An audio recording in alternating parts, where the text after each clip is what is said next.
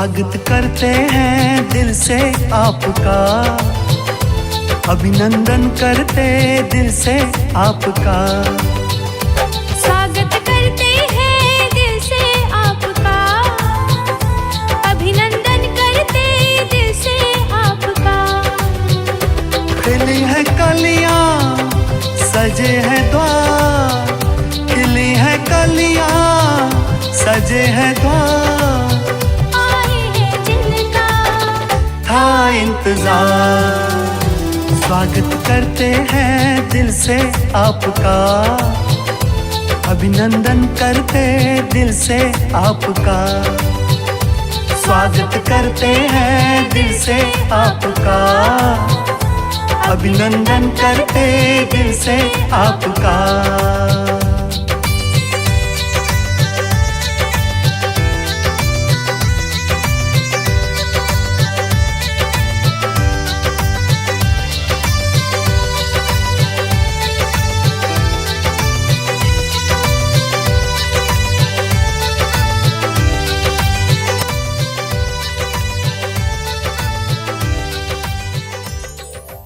कर्मण्येवाधिकारस्ते मा फलेषु कदाचन माँ कर्म फल हेतु माँ संज्ञा कर्मणि।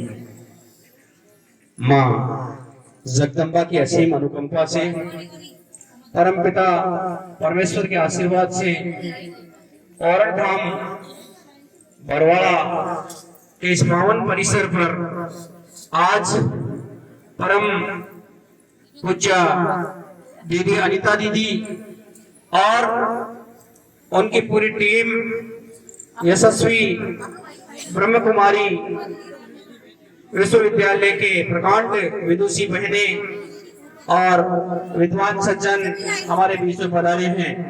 ये परम सौभाग्य हम सभी का, ये परम सौभाग्य है बरवाड़ा ग्राम का कि ऐसे यशस्वी परम पूज्य महात्माओं के चरण ऐसे भूमि पर आए, पधारे और आपके प्रकांड ज्ञान का सौभाग्य हम सभी को मिलेगा। जो कथा वाचन करने के लिए आप हमारे बीच में पधारे हैं, तो एक बार मैं माँ जगदम्बा के परिवार, पांड्या परिवार बरवाड़ा और पूरे ग्राम बरवाड़ा की ओर से आपका हार्दिक अभिनंदन, स्वागत और खैर मकदम करता हूँ इस कार्यक्रम में। जैसा कि आपको विदित है कि माँ जगदम्बा के इस परिसर को ओरण धाम नाम से जाना जाता है और यहाँ प्रतिवर्ष अनेक धार्मिक अनुष्ठान आयोजित होते रहते हैं। इसी कड़ी में आज से जो आपके श्री गणेश से ये कार्यक्रम का शुभारंभ हो रहा है, ये करीब 4 दिवस तक चलेगा और 4 दिवस तक यहाँ धार्मिक अनुष्ठान होगा और नर्मदेश्वर शिव परिवार की मूर्ति प्राण प्रतिष्ठा का सुंदर कार्यक्रम इसमें होगा।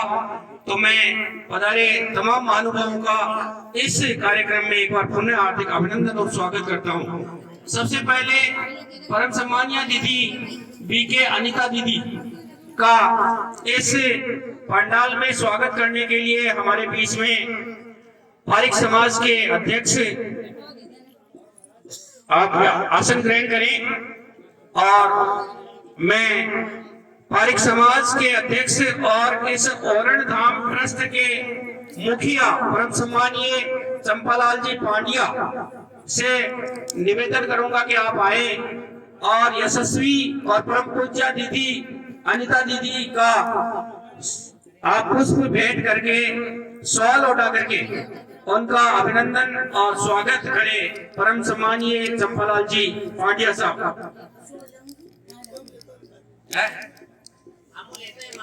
और मैं मामी जी शांति देवी जी से भी निवेदन करूंगा कि आप भी आगे आए और आप पुष्प हार भेंट करके और चोनड़ी उठा करके अनीता दीदी का स्वागत करें। मामी जी और नानी जी भी यहाँ बैठे हैं। नानी जी कमल मामा जी की माँ नानी जी बताओ।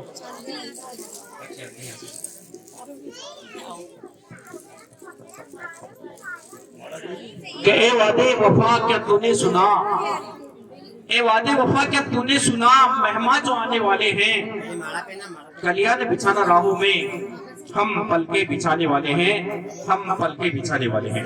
मां जगदम्बा के इस परिसर में आपका पाटिया परिवार बरवाड़ा की ओर से और पूरे ग्राम बरवाड़ा की ओर से आपका हार्दिक अभिनंदन करते हैं कि लबों पे उसकी कभी बददुआ नहीं होती, लबों पे उसके कभी बददुआ नहीं होती। एक माँ है जो हम पे कभी खफा नहीं होती, हम पे कभी खफा नहीं होती। मामी जी भी आए, हमारा मामी जी सतो ही डर से आ जाए एक बार, आ जाओ, अलग अलग बोलने की जरूरत पड़ी। मम्मी भी आ जाओ आप भी आओ। ये बहुत परम पुण्य का कार्य है, परम सौभाग्य हम सभी का कि ऐसे शख्सियत हमारे बीच में पधारे हैं और ये शुभ अवसर हमें माँ जगदम्बा की कृपा से मिला है। दीदी बीके अनीता दीदी का और उनके साथ में जो पधारी दीदियां हैं उन सभी, वसु दीदी का पे शॉल बैठ करके चोरनी उड़ा करके उनका स्वागत किया जा रहा है ग्राम बरवाड़ा की ओर से। मैं बरवाड़ा ग्राम के प्रतिनिधि के रूप में श्रीमती भवानी सिंह जी राठौड़ हमारे बीच में है, उनसे निवेदन करूंगा कि आप जो है दीदी को चोरनी भेंट करके आप उनका मान बढ़ाएं, उनका सम्मान करें। मम्मी जी को और आप लोग जो है तालियां बजा करके अभिनंदन करें। ऐसे परम सौभाग्य जीवन में यदा कदा मिलते हैं कि दीवाना हंसे या फिर तू जिसे तौफीक दे, वरना मुस्कुराता कौन है। माँ जगदम्बा के असीम अनुकंपा से ये हम सभी का परम सौभाग्य है कि ऐसे पुण्य आत्मा हमारे बीच में पधारे कि तमाम उम्र गुजारी थी अंधेरों के तले, आपके दर पे ही जाना की सवेरा क्या है। मुझे तूफान की साहिल से मुलाकात न थी, आपसे मिल गई जाना की किनारा क्या है। सुलगती बालों में छाया है तो बस बबूलों की, आपकी छाया मिले फिर से तो सहारा क्या है। हंसा तो फिजाओं का हाथ थाम लिया हमने, जाना की फिजाओं का नजारा क्या है। आप स्थान ग्रहण करें और सभी माताओं बहनों और भक्तजनों से अनुरोध है कि आप भी अपना स्थान ग्रहण कर लें। मैं परम पूज्य दीदी अनीता दीदी जी के हाथों में अब इस कार्यक्रम की कमान सौंप करके रुखसत होना चाहूंगा और उनसे निवेदन करूंगा कि आप सबसे पहले, जैसा कि मुझे आदेश हुआ है कि परिचय, हालांकि आप किसी परिचय की मोहताज नहीं है और मैं आपका तारुफ क्या कराऊंगा, मेरे पास अल्फाज नहीं है आपके तारुफ कराने के लिए, लेकिन मीर की रुबाई से आपको जहमत सकून दूंगा कि मिली उस शख्स से जो आदम होवे, मिली उस शख्स से जो आदम होवे, नाच जिसको कमाल पर बहुत कम होवे, वो घर में सकून तो दराबे या खलक, खामोश रहे तो एक आलम होवे, खामोश रहे तो एक आलम होवे। जोरदार एक बार तालियां हो जाए। जैसा कि दीदी का परिचय करवाने के लिए मुझे कहा गया है, ब्रह्म कुमारी ईश्वरीय विश्वविद्यालय कुचामन सिटी से राज योगिनी बाल ब्रह्मचारिणी शांति और सरलता की दिव्य शक्ति ब्रह्मा कुमारी अनीता दीदी जी को बचपन से ही यह ईश्वरीय ज्ञान प्राप्त हुआ और पिछले 30 वर्षों से आप ईश्वरीय सेवा में संपूर्ण समर्पण रूप से सेवा दे रही हैं। जी, आप विशेष रूप से नागौर सेवा केंद्र में रहते हैं। आपके मार्गदर्शन में से जायल डीडवाड़ा कुचामन सिटी में ज्ञान सेवा केंद्र स्थापना के निमित्त बने हैं, जहां हजारों बहन भाई आकर इस ईश्वरीय ज्ञान का लाभ लेकर अपना जीवन सुखमय बना रहे हैं। ब्रह्मा कुमारी वसु दीदी पिछले 12 वर्षों से ईश्वरीय सेवा में समर्पित है। ब्रह्मा कुमारी सुनीति, यह दीदी 7 वर्षों से ईश्वरीय ज्ञान में समर्पित है। ब्रह्मा कुमारी कोमल दीदी, आप 5 वर्षों से ईश्वरीय सेवा में समर्पित है। तो ये संक्षिप्त सा परिचय, हालांकि आपका परिचय तो लफ्जों में उनको बांधना एक साधारण मेरे जैसे इंसान की तो इतनी हिम्मत नहीं है। आपका विशाल परिचय है और आपके शब्द ही आपके परिचय है। अब लगातार 2 घंटे तक जो ये कार्यक्रम रहेगा उसमें आपका परिचय होगा। मैं केवल चंद 4 पंक्तियों के माध्यम से अपनी बात को विराम दूंगा कि कश्ती तेरा नसीब चमकदार कर दिया, कश्ती तेरा नसीब चमकदार कर दिया, इस पार के थपेड़ों ने उस पार कर दिया। अफवाह थी कि मेरी तबीयत खराब है, लोगों ने पूछ के बीमार कर दिया। रातों को चांदी के भरोसे मत छोड़ना, सूरज ने जुगनुओं को खबरदार कर दिया। रुक रुक के देख रहे लोग मेरी तरफ, आपने जरा सी बात को अखबार कर दिया। इस बार एक और भी दीवार गिर गई, इस बार एक और भी दीवार गिर गई। बारिश ने मेरे घर को हवादार कर दिया। बोला था सच तो जहर पिलाया मुझे, अच्छाइयों ने मुझे गुनहगार कर दिया। 2 गज ही सही, 2 गज ही सही ये मेरी मलकियत तो है। ए मौत तूने मुझे जमींदार कर दिया, तूने मुझे जमींदार कर दिया। आपको बहुत बहुत साधुवाद कि आपने हमारे छोटे से आग्रह को, छोटे से निवेदन को स्वीकार किया और इस छोटी सी हमारी महफिल में आप जैसे बड़े शख्सियत यहाँ पधारे और हमारी ये छोटी सी महफिल को 4 चांद लगाया। इसके लिए तहे दिल से हम आपका हार्दिक शुक्रिया और धन्यवाद ज्ञापित करना चाहेंगे। मैं अब आपके बीच से हटना चाहूंगा और सीधा सीधा समर्पित कर रहा हूं ये मंच परम सम्मानिया दीदी अनीता जी के हाथों में।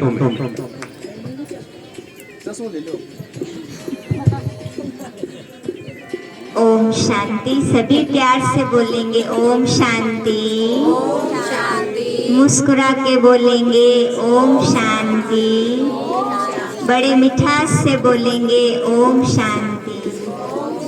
तो संस्था का संक्षिप्त परिचय आपके सामने रख रही हूँ और हमारा निवेदन रहेगा सभी बहन भाई इस कार्यक्रम का लाभ लेवें। जय पिता ब्रह्मा कुमारी ईश्वरीय विश्वविद्यालय एक आध्यात्मिक ईश्वरीय परिवार है। परमात्मा पिता का ये ईश्वरीय कारोबार अभी चल रहा है जिसका मुख्यालय माउंट आबू है। माउंट आबू के अलावा भारतवर्ष में इस ज्ञान सेवा केंद्र के 8000 से भी ऊपर ज्ञान सेवा केंद्र हैं और हजारों गीता पाठशालाएं हैं जिसमें आपके जैसे 20-25 लाख परिवार आकर के इस ईश्वरीय ज्ञान का और सहज राजयोग का लाभ लेते हैं, जिससे हमारा गृहस्थी जीवन आनंदमय, सुखमय, प्रेममय बन जाए, हमारा घर स्वर्ग बन जाए। भारत देश के अलावा 150 देशों में ये ईश्वरीय ज्ञान, क्योंकि भगवान तो सबरा मात पिता है ना, खाली भारत का नहीं, वे तो विश्वनाथ है, विश्व पिता है। और हमारे जैसी 20-30 हजार बेटियां हैं जिन्होंने तो इस प्रभु प्रेम के कार्य में अपना पूरा जीवन समर्पित किया है। इसलिए कहा जाता है प्रभु आप आओ तो सही, हम आप पे वारी जाएंगे, कुर्बान जाएंगे, बलिहार जाएंगे, हम तेरा ही बन जाएंगे। तो सभी भक्ति का फल देने अब परमात्मा शिव आया है और विशेष हमें वहाँ पर 7 दिन का ज्ञान का कार्य ईश्वरीय ज्ञान कोर्स कराया जाता है, जिससे हमें अपने जीवन का सारा और अपने इस संसार का पूरा ब्रह्मांड का हमें पता चलता है। तो उसी बातों को लेकर अभी हमारे बीच में आदरणीय दीदी आए हैं जो विशेष आपके लिए नागौर से कल ही आए हैं। तो एक बार ताली बजाकर फिर से दीदी का हम आभार व्यक्त करेंगे। और अभी दीदी आपको जो ये श्री शिव परिवार मूर्ति स्थापना का जो कल कार्यक्रम होने जा रहा है उसका आध्यात्मिक रहस्य क्या है, उस आध्यात्मिक रहस्य को समझेंगे तब आत्मा को मुक्ति और जीवन मुक्ति प्राप्त होती है। तो उसी आध्यात्मिक रहस्य को बताएंगे कि कैसे भगवान हमें भक्ति का फल अभी दे रहा है। तो आदरणीय अनीता दीदी जी।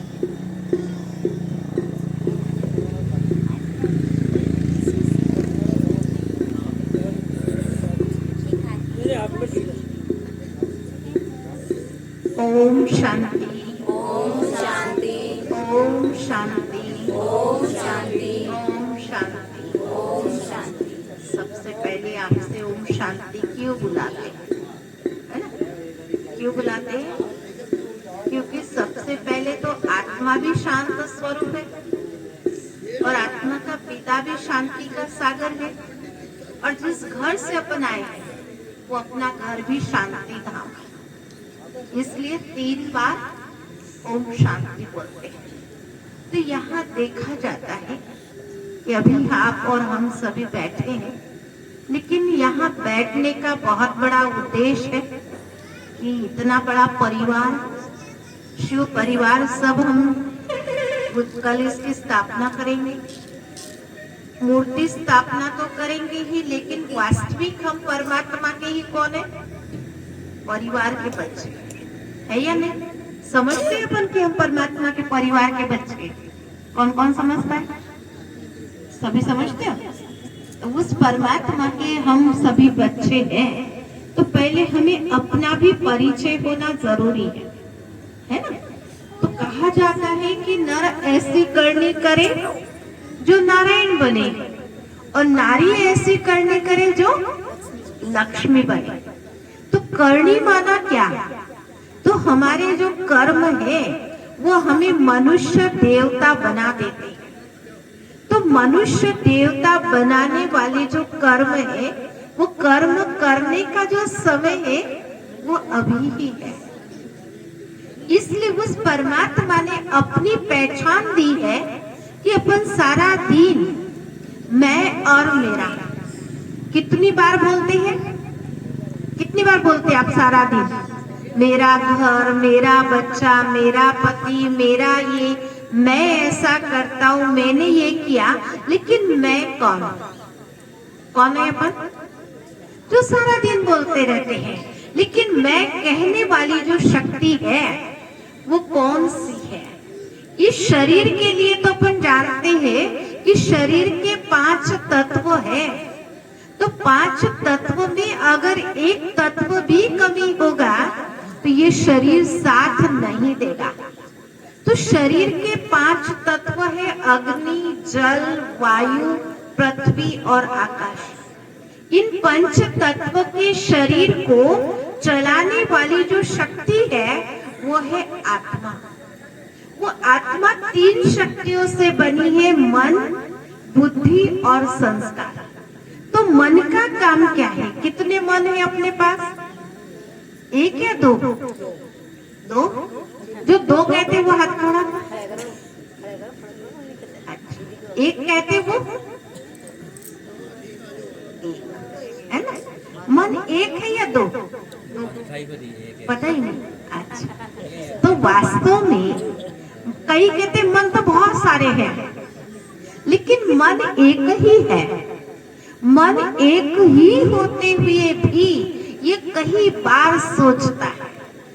सोचते हैं ना, यहाँ बैठे बैठे अपना मन घर चला जाएगा।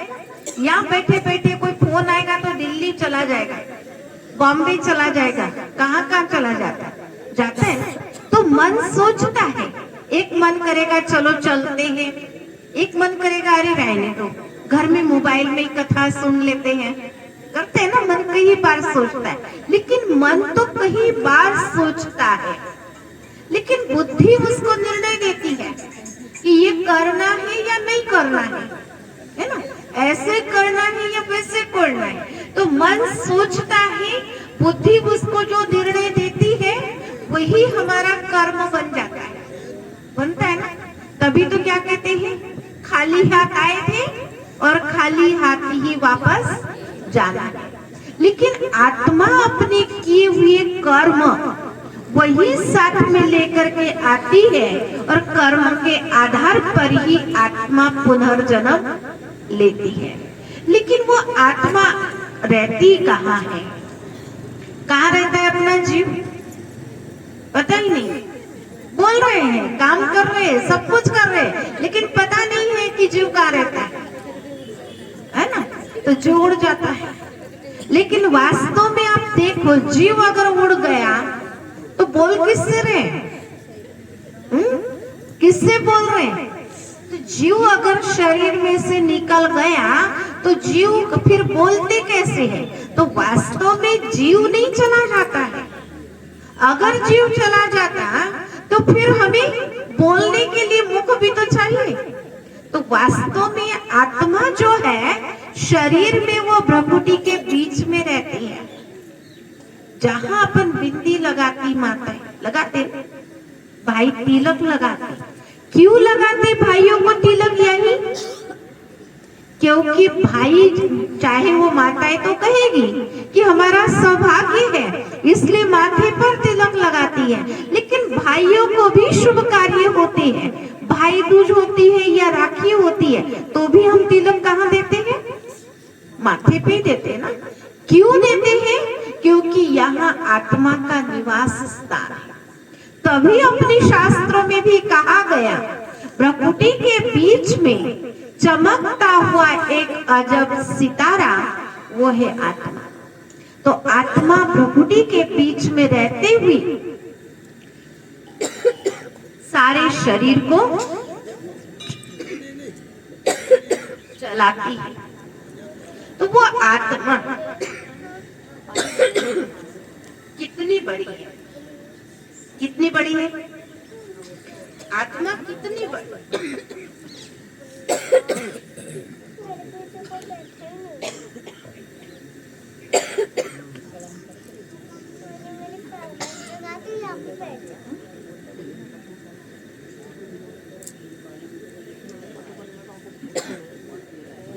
तो वो आत्मा कितनी बड़ी है? देखिए अपनी आत्मा को। नहीं ना, आत्मा को देखा नहीं जाता है, आत्मा को महसूस किया जाता है। कैसे महसूस करेंगे? आप देखते हैं पंखा है तो चलता है तो दिखाई देता है, लेकिन अगरबत्ती जलाओ तो धुआं कभी निकलता हुआ दिखाई देगा, लेकिन खुशबू दिखाई नहीं देती।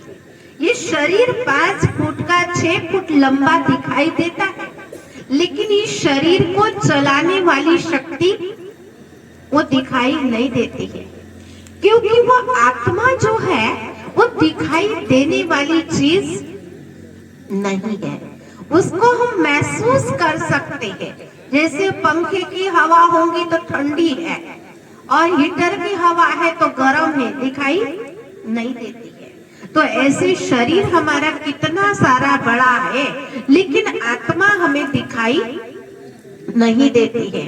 तो वो आत्मा इतनी सूक्ष्म होते हुए भी इतने बड़े शरीर को चलाती है। तो आत्मा को क्या अच्छा लगता है? शांति या लड़ाई झगड़ा? शांति अच्छी लगती है। कहाँ मिलेगी वो? मन में मिलेगी ना, बाहर तो नहीं मिलेगी कि चलो बाजार में जाते हैं 100 किलो खरीद के लाते, महीना भर चल जाएगी। नहीं ना, ये भी नहीं कि चलो मंदिर में आप गए लेकिन मन कहीं और भटक रहा हो, और मंदिर में आप चले भी गए और चप्पल अगर आपने मंदिर के बाहर उतार दी तो मन कहाँ जाएगा? कहाँ जाएगा? चप्पल जूतों में जाएगा कि कोई उठा करके ना ले जाए। तो वास्तव में मन को क्या करना है? मारना नहीं है, मन को सुधारना है। मन को सुधारने के लिए मन को काम देना है।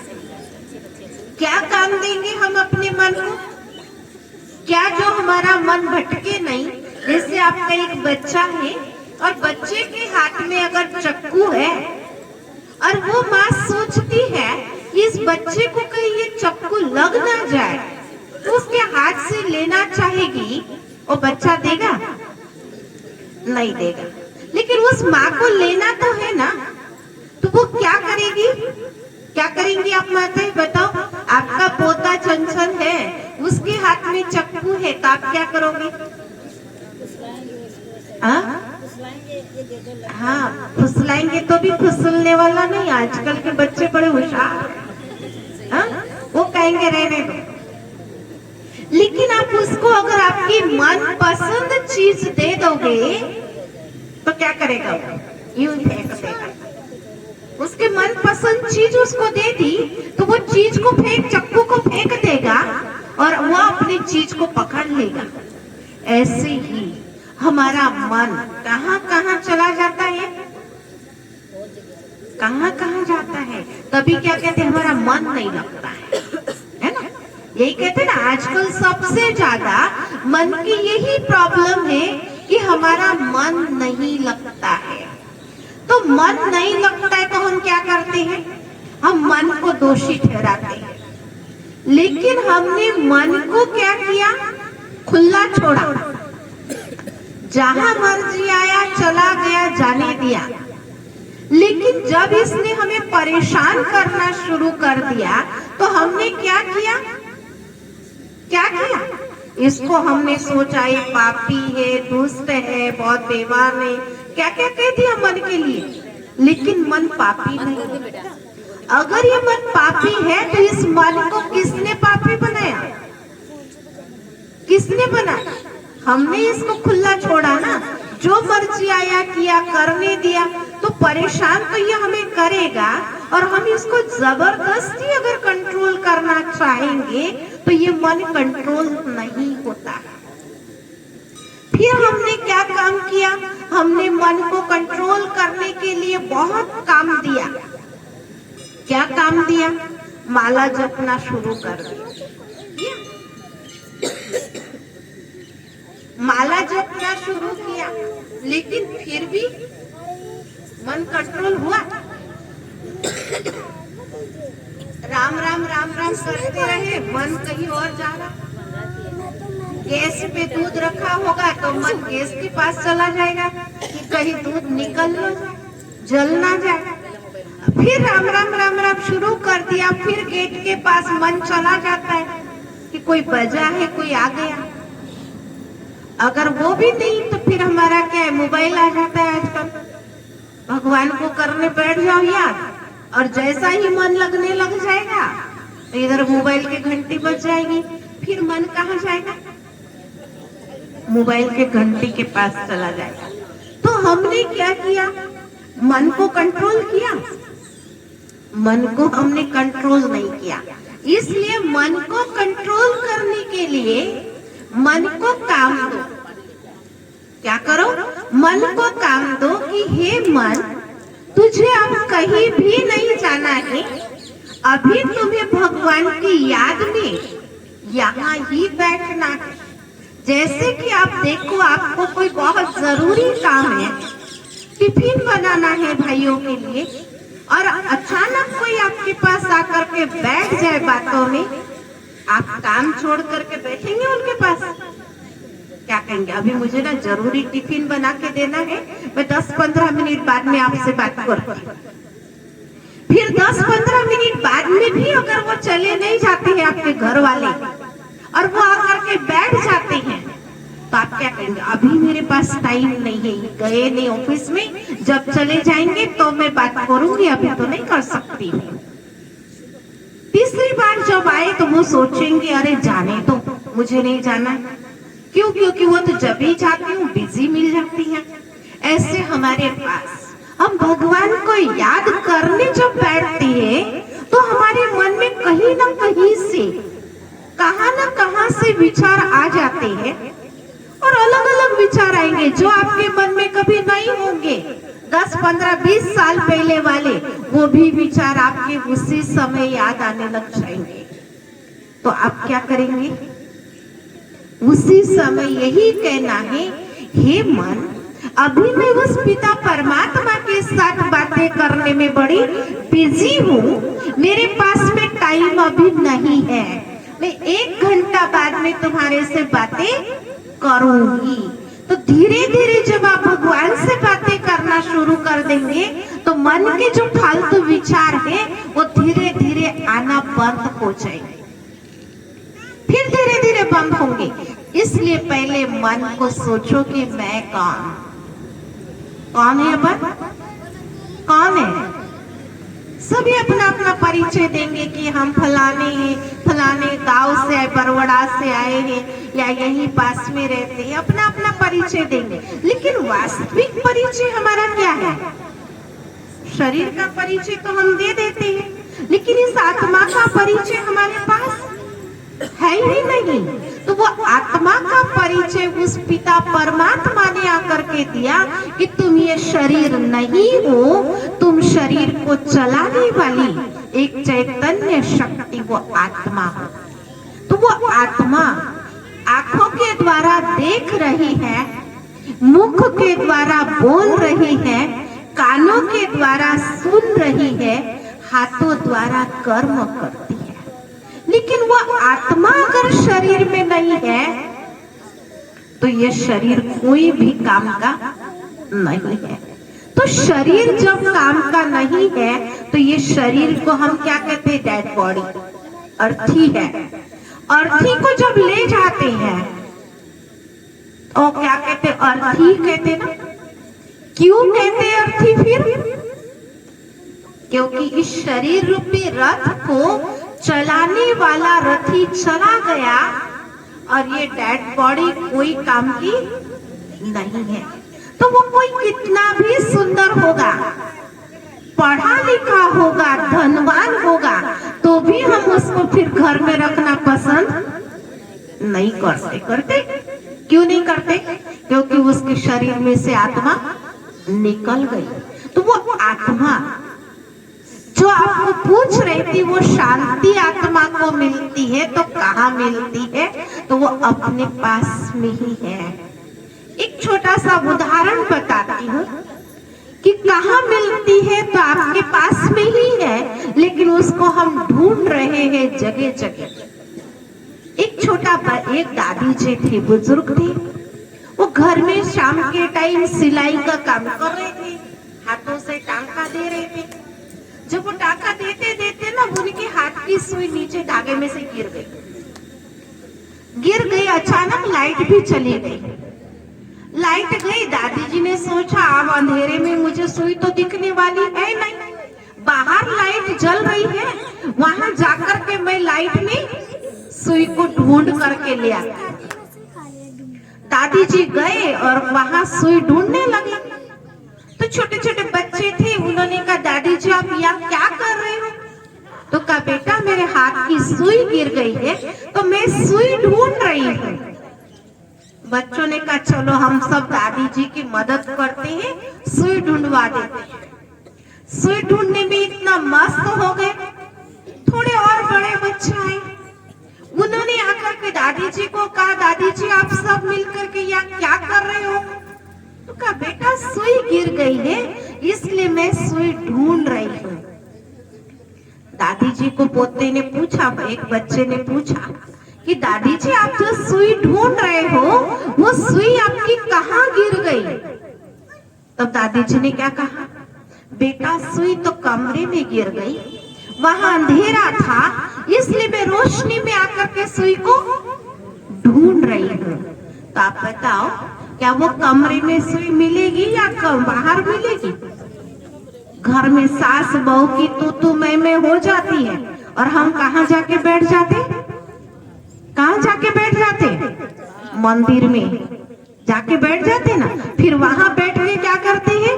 भगवान से बातें करते हैं या माताओं से बातें करते? किससे बातें करते? मेरी बहू ने आज ऐसे बोला, मेरे सास ने मुझे ऐसे कह दिया, तो वहां शांति मिलेगी? मंदिर में मिल जाएगी सास बहू की करते बैठेंगे तो नहीं। तो शांति तो घर में खत्म हो गई। बहू तो घर में बैठी है और सासू माँ मंदिर में बैठ के पड़ोसी से कर रही है। तो माता जी से तो नहीं कर रही ना।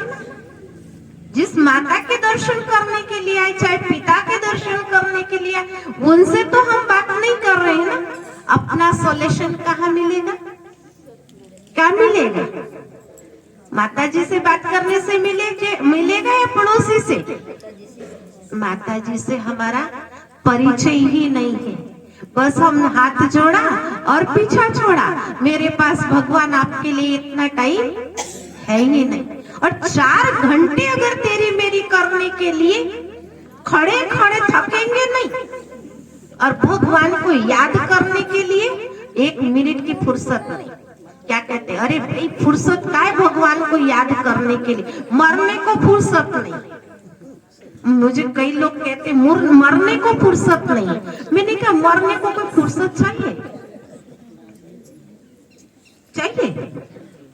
वो तो तैयार बैठी आजकल, है या नहीं?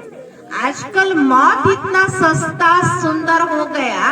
आजकल इतना सहज हो गया कि बैठे बैठे ही एक ही आता, दूसरा आता भी नहीं है और चल पड़ता है। क्या कहते हैं, अरे अभी तो बात कर रहे थे, चले गए बस।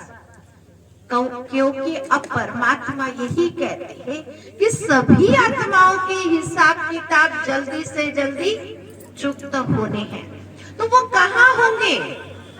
इसलिए परमात्मा यही कहते हैं कि अपना थोड़ा सा समय निकाल, अपने मन को सिर्फ मेरे में लगाओ। अगर हम अपने मन को ईश्वर में लगाएंगे तो हमें कहीं भी अशांति मिलेगी ही नहीं।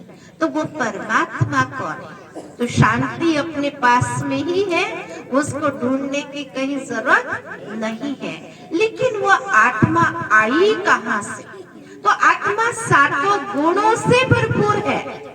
आत्मा के 7 गुण है। कौन कौन से हैं? सबसे पहले आत्मा शांत स्वरूप है, इसलिए हर कोई चाहेगा हमें शांति चाहिए। फिर आत्मा को शांति मिलती है अपने पास में ही ढूंढने से नहीं।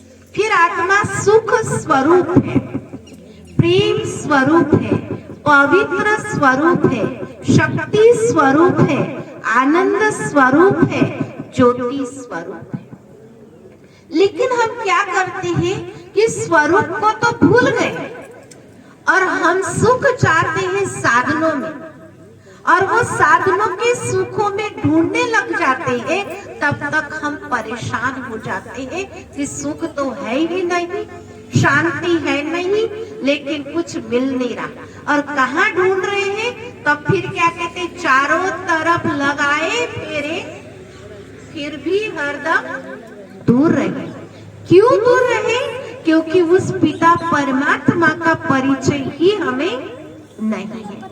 तब उस पिता परमात्मा ने आकर के हमें कहा, यदा यदा ही धर्मस्य ग्लानि भवति, जब जब अति धर्म की ग्लानि होती है तब तब मैं इस धरती पर अवतरित होता हूं। मैं आपसे पूछती हूँ कि धर्म की ग्लानि हुई है या होनी बाकी है? क्या कहेंगे? धर्म ग्लानि हुई है या अभी होनी बाकी? अभी कितनी बाकी है? सब कुछ तो देखने और सुनने को मिल गया। आपने सभी ने शास्त्र पढ़े होंगे, पढ़े सुनी है? अपनी गीताजी सुनी है? आपने सुनी है ना दादी जी? सुनी हुई गीता सुनी है ना? अपने शास्त्र, अपने ही शास्त्रों में कहा गया, क्या कहा? कलयुग का अंत आएगा तो इस धरती पर तब मैं अवतरित होगा। कहा है ना अपने शास्त्रों में। तो पापाचार और भ्रष्टाचार बढ़ेगा तब मैं इस धरती पर अवतरित होगा। तो आप देखते हैं कि अपने शास्त्रों में कितना अच्छी तरह से समझाया। कलयुग के अंत समय की निशानियां शास्त्र में बताई कि कलयुग का अंत आएगा तो लड़की अपने मुख से वर मांगेगी। मांगती है? क्या कहती है? मेरी शादी फलाने लड़के के साथ कर दो वरना भाग जाऊंगी। हो रहा है? बाप और बेटी का पवित्र रिश्ता वो भी खत्म होगा। हुआ या नहीं हुआ? हो गया। कलयुग का अंत आएगा तो बालों का श्रृंगार होगा। हो रहा है? उम्र से पहले बाल सफेद होंगे और इन बालों को काला और पीला किया जाएगा। हो रहा है? कलयुग का अंत आएगा तो लड़के बाल बढ़ाना शुरू कर देंगे और लड़कियां बाल कटाना शुरू कर देगी। हो रहा है? और क्या बाकी है? कलयुग का अंत आएगा तो अनाज पुड़ियों में बिकेगा और दूध बोतल में मिलेगा। हो रहा है? और क्या बाकी? कलयुग का अंत आएगा तो मुझे एक उदाहरण और भी अच्छा लगता है कि एक कुएं का पानी 4 में जाता था और कलयुग का अंत आएगा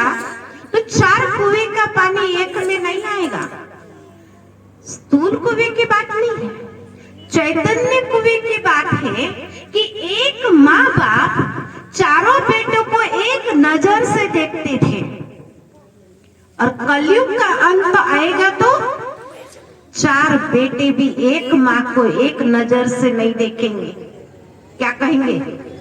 3-3 महीने का बंटवारा कर लो, वो अगर पसंद नहीं तो बाप को तुम रख लो और माँ को मैं रख लूंगा। हो रहा? अगर वो भी पसंद नहीं है तो तीनों को चारों मिलके हम हिसाब देंगे, इनको व्रत आश्रम में भेज दो। हो रहा है नहीं हो रहा? मैं आपको बताऊं, हमारे पास में कोई एक इंजीनियर थे, बाबूजी इंजीनियर थे, और उनके बेटे भी बहुत अच्छे पोस्ट पे हैं, बहुत अच्छे पोस्ट पे हैं, लेकिन वो माता जी हमारे पास ज्ञान सुनने आती थी। अब 1 साल भर हो गया करीब माता जी ने शरीर छोड़ दिया, बेटे अच्छे पोस्ट पे है, अब बेटियां इससे जुड़ी हुई है। अब वो बेटी मुझे बोलती है कि दीदी मम्मी ने शरीर छोड़ा, लेकिन पापा की करीब 50,000 रुपए से भी ज्यादा पेंशन आती है, और फिर भी मेरे भाई जो है उनके पास भी कमाई कम नहीं, लेकिन फिर भी आज मेरे पापा को कभी 6 महीने इस बेटे के पास, 6 महीने उस बेटे के पास रहना पड़ता है। अब बताओ, बहुत दुख होता है बेटियों को, लेकिन कर क्या सकते हैं? पैसा है, फिर भी समय माँ बेटों के पास में नहीं। तो कलयुग में देखने को मिल रहा है ना, और एक कलयुग का अंत आएगा। तो हमारे शास्त्र में कहा गया कि 3 साल की बेटी माँ बनेगी और 9 साल की नानी बनेगी। हो रहा है, अब होने वाला है। ये 1-2 ही बातें देखने की बाकी है, बाकी और ज्यादा कलयुग आने का समय नहीं है। कलयुग का अंत आ चुका है, बटन पर उंगली रख चुके हैं, बस दबाने जितनी देरी है। और हम क्या कहते हैं कि अभी तो कलयुग की शुरुआत हुई है। अगर कलयुग की शुरुआत में ही इतना देखने को मिल रहा है, तो कलयुग का अंत जब तक आएगा तो क्या देखने को मिलना बाकी रहेगा? कुछ भी नहीं। इसलिए परमात्मा इस धरती पर आकर के अपना सत्य परिचय दे रहे हैं, और वो परमात्मा का सत्य परिचय परमात्मा किसको कहेंगे? किसको कहेंगे परमात्मा? कितने भगवान हैं? कितने हैं? आप ही बताओ, कितने भगवान हैं? 1, 2, 10, 50, 100 कितने हैं? भगवान एक है। अभी आप बदल जाएंगे, अभी आप बदल जाएंगे। अभी आप कहेंगे नहीं 2 है, कोई कहेगा 3 भगवान। अब आपसे पूछेंगे तो सब आप अलग अलग बताएंगे या नहीं बताएंगे? बताओ, बताएंगे ना? आपसे पूछेंगे कि आप किस भगवान को मानते हैं? आत्मा में है वही परमात्मा है ना? और भी बताओ, आपकी मत भी तो सुन ले हम, नहीं तो आप कहेंगे हम तो आपकी मत को ही मान रहे हैं। लेकिन आप बताओ कि भगवान एक है, तो वो भगवान कौन है? भाई बताएंगे पीछे। भगवान कितने हैं? एक ही है। अच्छा, देखो अभी आपको कहेंगे तो आप किसको मानते हैं? अंदर वाले को मानते हैं, ऊपर वाले को मानते हैं? ऊपर 2 हो गए ना फिर तो। नहीं, अंदर वाला बाहर जाएगा तो ये बोलेगा कैसे? बोलेगा नहीं। आपका बेटा अलग है या आप बेटे में हो? आप देखो, अपने ऊपर अगर कोई संकट आता है, परिस्थिति आती है, तब अपन ये थोड़ी कहते मेरे अंदर वाला देख रहा है। कहते हैं क्या? कहते वो ऊपर वाला देख रहा है। अगर कोई गलत करता है तो क्या कहते वो ऊपर वाला देख लेगा। उस समय ये नहीं कहते ना अंदर वाला देख रहा है। क्यों नहीं कहते? क्योंकि वो अंदर वाला अलग है, वो आत्मा है, और ऊपर वाला जो है वो परमात्मा है। अगर कोई शरीर छोड़ता है तो क्या कहते हैं, अरे उसका जीव निकल गया। ये तो नहीं कहते उसका परमात्मा निकल गया। काहे आज तक अपन ने कभी किसी को क्यों नहीं कहते? फिर जीव ही कहते हैं, परमात्मा नहीं कहते हैं। तो आत्मा अलग है और परमात्मा अलग है। आत्मा ही अलग है। इसीलिए आप देखो 33 करोड़ देवी देवता है ना। 33 करोड़ देवी देवताओं के ऊपर भी जब जब आप गए आई, वो किसके पास गए थे? शिव जी के पास गए थे। क्यों गए थे? शिव जी के पास सोल्यूशन मिल जाता है, सब कुछ उनके पास मिल जाता है, समस्याओं का समाधान वही करते हैं। कहने का मतलब तो ये है ना। आप देखो 33 करोड़ देवी देवता है ना। 33 करोड़ देवी देवता है। और जब देवताओं के ऊपर भी विघ्न पड़े थे तो वो शिव जी के पास गए थे ना। क्यों गए? क्योंकि शिव परमात्मा है। इसीलिए अपन क्या कहते हैं, देवो देव महादेव कहते हैं। देवो देव शंकर देव कभी नहीं कहा अपन ने। काहे कभी शंकर देव भी नहीं कहा, महादेव कहा, क्योंकि वो महादेव वो सर्व आत्माओं का पिता है। इसीलिए शिव परिवार कहते हो ना। कहने में क्या कहते हैं अपन? शिव परिवार कहते, महादेव परिवार कहते हैं, लेकिन शंकर परिवार कभी नहीं कहते हैं। या शिवरात्रि ही मनाते हैं अपन, शंकर रात्रि कभी मनाते हो? मनाते कभी? क्यों नहीं मनाते? तो परिवार माना शिव क्यों कहा?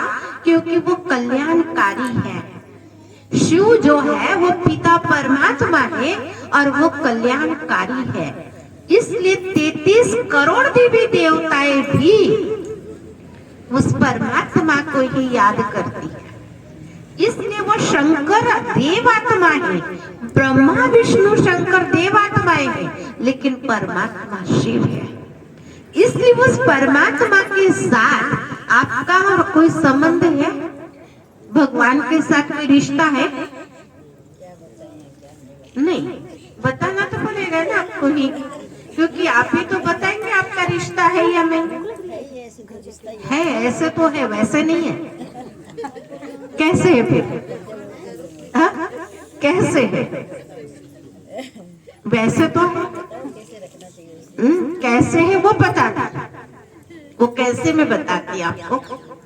आप देखो, जिस पिता परमात्मा को अपन याद कर रहे ना अपन सभी याद, तो उस परमात्मा के साथ अगर अपना कोई रिश्ता नहीं है तो भगवान के आगे क्या बन करके मांग रहे? क्या बन करके मांग रहे? भिखारी ना। हे प्रभु सुख दो, शांति दो, धन दो, बच्चा दो, क्या क्या मांगते भगवान के आगे जाकर? मांगते ना। तो मांगने वाला कौन होता है? भिखारी होता है। और भिखारी जब अपने घर में मांगने के लिए आता है तो आप कितना देते हो उसको? खिलाते ही क्या बैठ करके? भिखारी को खिलाते, एक आध दिन खिला देंगे, लेकिन रोज अगर वो खाने के लिए मांगेगा, देंगे?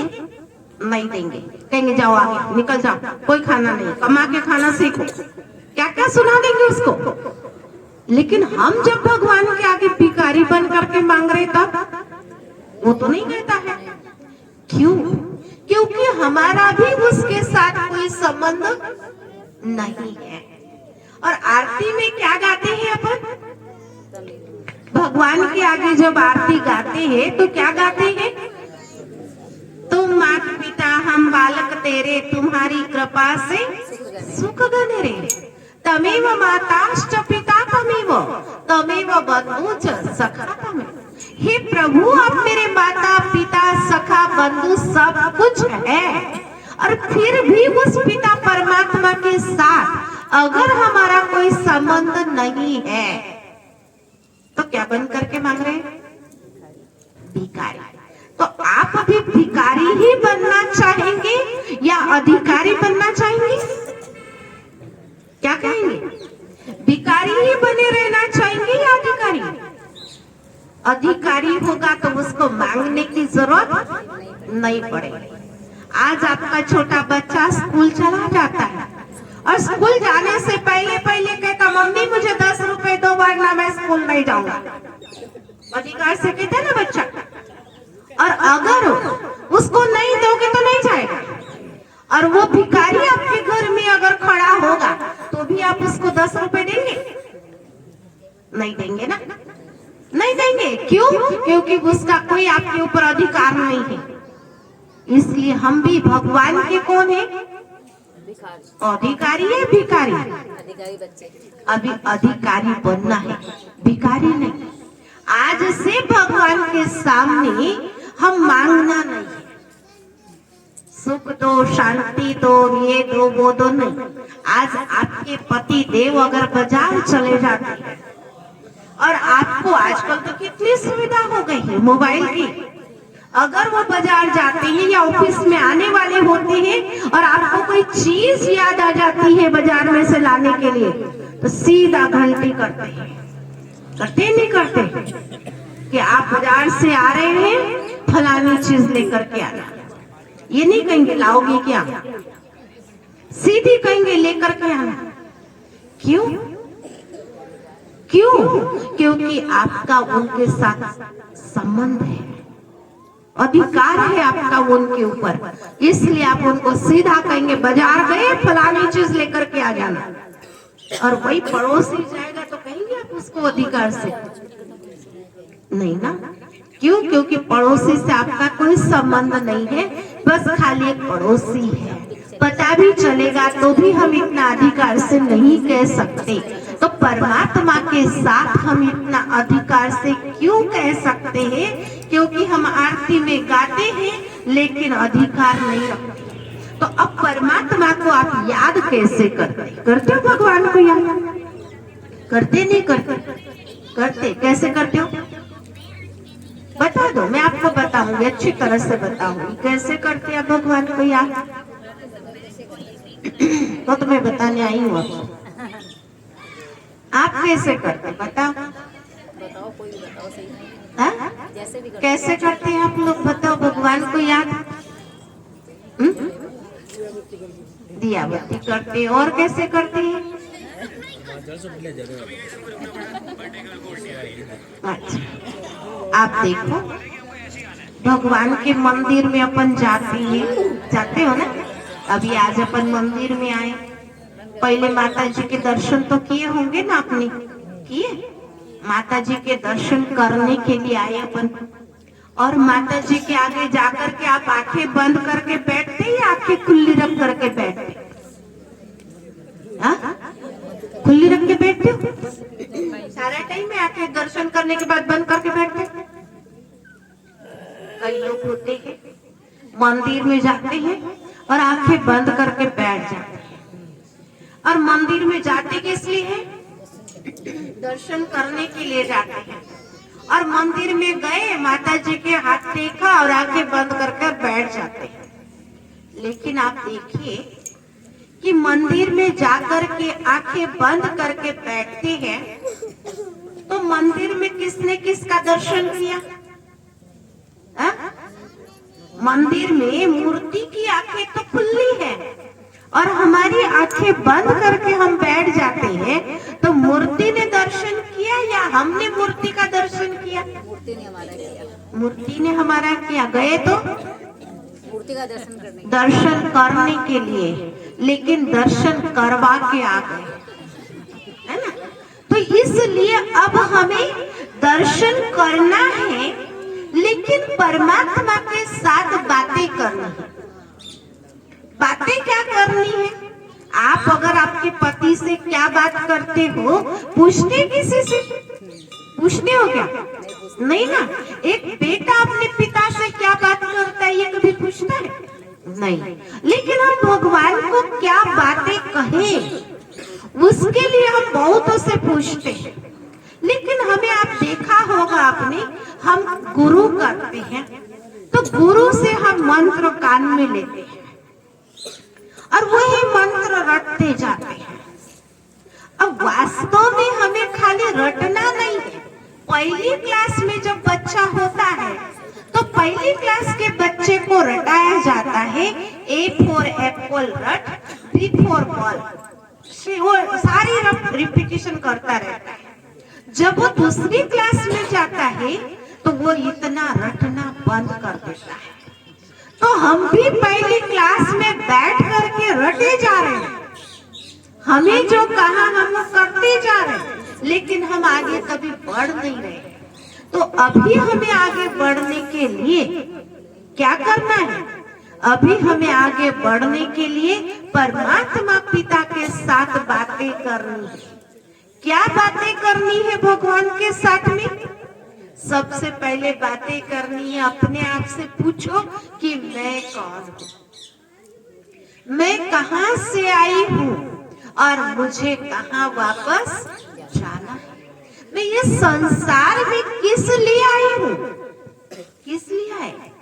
खाली खाना पीना मौज करने के लिए? इसलिए आए? नहीं, इसीलिए आए? खाना पीना और मौज करना तो जानवर भी कर रहा है, कर रहे हैं ना? जानवर हमारे से और भी सुखी है या नहीं? उसको कोई चिंता नहीं। जानवरों को पता है मालिक मुझे अगर चारा डालेगा तो वो दूध निकालने देगा, और अगर मालिक चारा टाइम पर नहीं डालेगा, पानी नहीं पिलाएगा, तो वो भी लाते मारता है दूध निकालते समय। लेकिन मनुष्य तो सारा दिन चिंता में लगा रहता है, ये करना वो करना, इससे मिलना उससे मिलना करता है ना, और फिर भी उसकी चिंता कभी खत्म नहीं होती है। इसलिए उस परमात्मा से हमें बातें करनी है। वो परमात्मा से क्या बातें करनी है? क्या बातें करेंगे? भगवान से कैसे बातें करेंगे? आप खाना बनाते हो, आजकल ज्यादा टेंशन बढ़ रहा है ना? सबसे ज्यादा आजकल टेंशन किसका? घर का, परिवार का, बिजनेस का, किसको क्या। लेकिन टेंशन फ्री होने के लिए हमें उस परमात्मा से बातें करनी है। तो वो परमात्मा से कैसी बातें करें, है ना? तो परमात्मा से बातें करनी है, पहले तो अपने आप से बातें करो, मैं कौन। और उस परमात्मा से जब बातें करते तो परमात्मा का परिचय होना जरूरी है। मैं आपको बाय फेस जानती हूँ, लेकिन आपके घर का एड्रेस मुझे पूरा पता नहीं है, और कल मुझे आपसे कोई बात करनी है तो बात होंगी क्या? नहीं होंगी ना। क्यों नहीं होंगी? क्योंकि आपका एड्रेस और या आपका फोन नंबर मेरे पास नहीं है। नाम जरूर जानती हूँ, तो एड्रेस बिना बात नहीं हो सकती या घर नहीं पहुंच सकती। तो परमात्मा ने भी अपना खुद का परिचय खुद ही आकर के दिया है।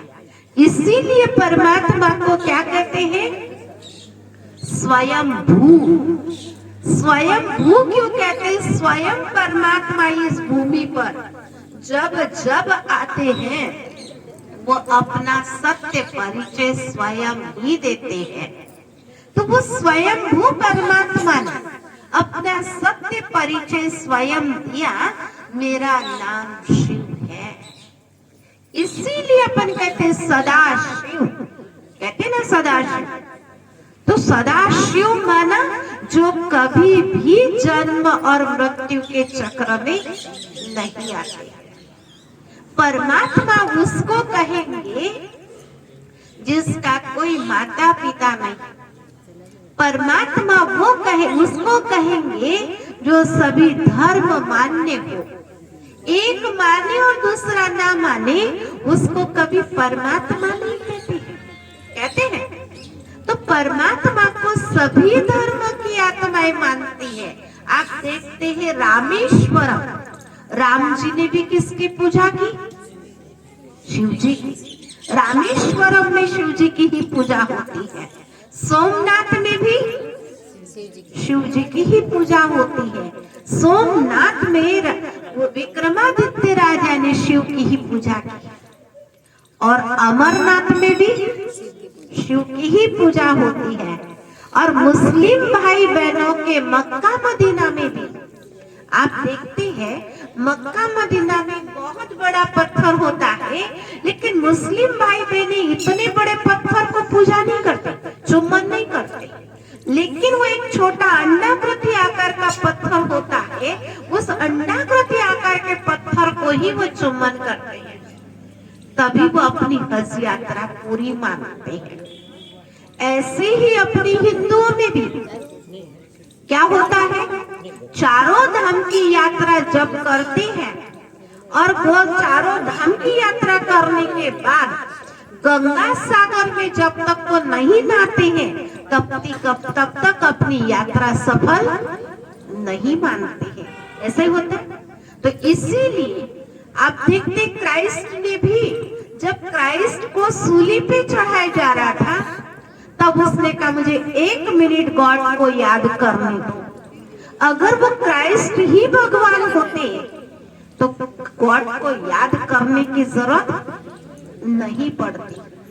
ऐसे ही हर धर्म की आत्माओं ने उस पिता परमात्मा को ही इशारा किया और ऊपर ही इशारा किया, अंदर इशारा नहीं किया, या कमरे में या मंदिर में याद नहीं किया, सीधा कहा ऊपर वाला सबका मालिक एक है। तो वो ऊपर वाला सर्व आत्माओं का पिता वो परमात्मा शिव है और उस परमात्मा शिव का नाम ही शिव है और उसके लिए कहते हैं वो कल्याणकारी और वो निराकार है। तभी क्या कहते, जैसी आत्मा पॉइंट ऑफ बिंदु है वैसे वो आत्मा का पिता परमात्मा भी बिंदु है, ज्योति स्वरूप है। तब कहा जैसा बाप वैसा ही बेटा, तो आत्मा भी उसी परमात्मा के जैसे ही पॉइंट ऑफ बिंदु है। और वो परमात्मा रहते कहाँ है, तो अपन भी परलोक ब्रह्मलोक से आए हैं और अपन को भी परलोक ब्रह्मलोक ही वापस जाना है। इस संसार में तो खाली अपन एक टेम्पररी खेलने के लिए आए हुए हैं, लेकिन अपन खेलने में इतने मस्त हो गए कि अपने घर को भी भूल गए और उस घर में रहने वाले पिता परमात्मा को भी भूल गए। इसलिए उस पिता परमात्मा की महिमा में गाया जाता है कि वो शांति के सागर है, प्रेम के सागर है, आनंद के सागर है, दुख हरता सुख करता है। उस परमात्मा की महिमा के लिए गायन भी किया, जंगल के लकड़ी को कलम बना दो, सागर के पानी को शाही बना दो, पृथ्वी को कागज बना दो। परमात्मा की महिमा अगर सरस्वती जी बैठ करके लिख ले तो भी अपरम अपार है। तो वो परमात्मा परलोक से इस धरती पर धर्म ग्लानि के समय अवतरित होते हैं और अपना सत्य परिचय स्वयं ही देते हैं।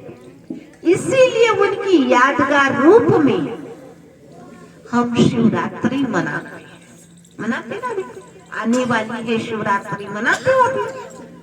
क्यों मनाते हैं, क्यों मनाते हैं अपन शिवरात्रि, क्यों मनाते क्या क्या करते शिवरात्रि पे, भजन करते, कीर्तन करते और क्या करते हैं, बेल पत्र चढ़ाते हैं, प्यार चढ़ाते हैं, बेल पत्र चढ़ाते, कच्चा दूध, पानी, आंकड़ा, दूधा, बोर, ये सब चढ़ाते हैं शिवरात्रि पे। अभी शिव गणेश वो बनाएंगे, अपन मूर्ति स्थापना करेंगे और शिवरात्रि आने वाली है, तो उस दिन हम क्या करेंगे, शिव जी के ऊपर सब चढ़ाते हैं। लेकिन क्यों चढ़ाते हैं उसका कोई पता नहीं है ना। जागरण भी करते, पूरी रात जागरण करते हैं, उपवास भी करते हो ना। क्या करेंगे उपवास के दिन, खाना नहीं खाएंगे, पूरा दिन खाना नहीं खाएंगे, है ना। एक उपवास 3 दिन याद दिला दिलाएगा, 3 दिन याद दिला देगा। कल शिवरात्रि है तो पहले दिन ही कहेंगे अरे कल शिवरात्रि है इसलिए आज खा लो, और शिवरात्रि के दिन क्या कहेंगे, अरे आज मेरा व्रत है इसलिए रोटी खानी नहीं है। और तीसरे दिन क्या कहेंगे, अरे कल व्रत था ना इसलिए जल्दी खा रहे हैं। एक उपवास 3 दिन याद दिलाता है।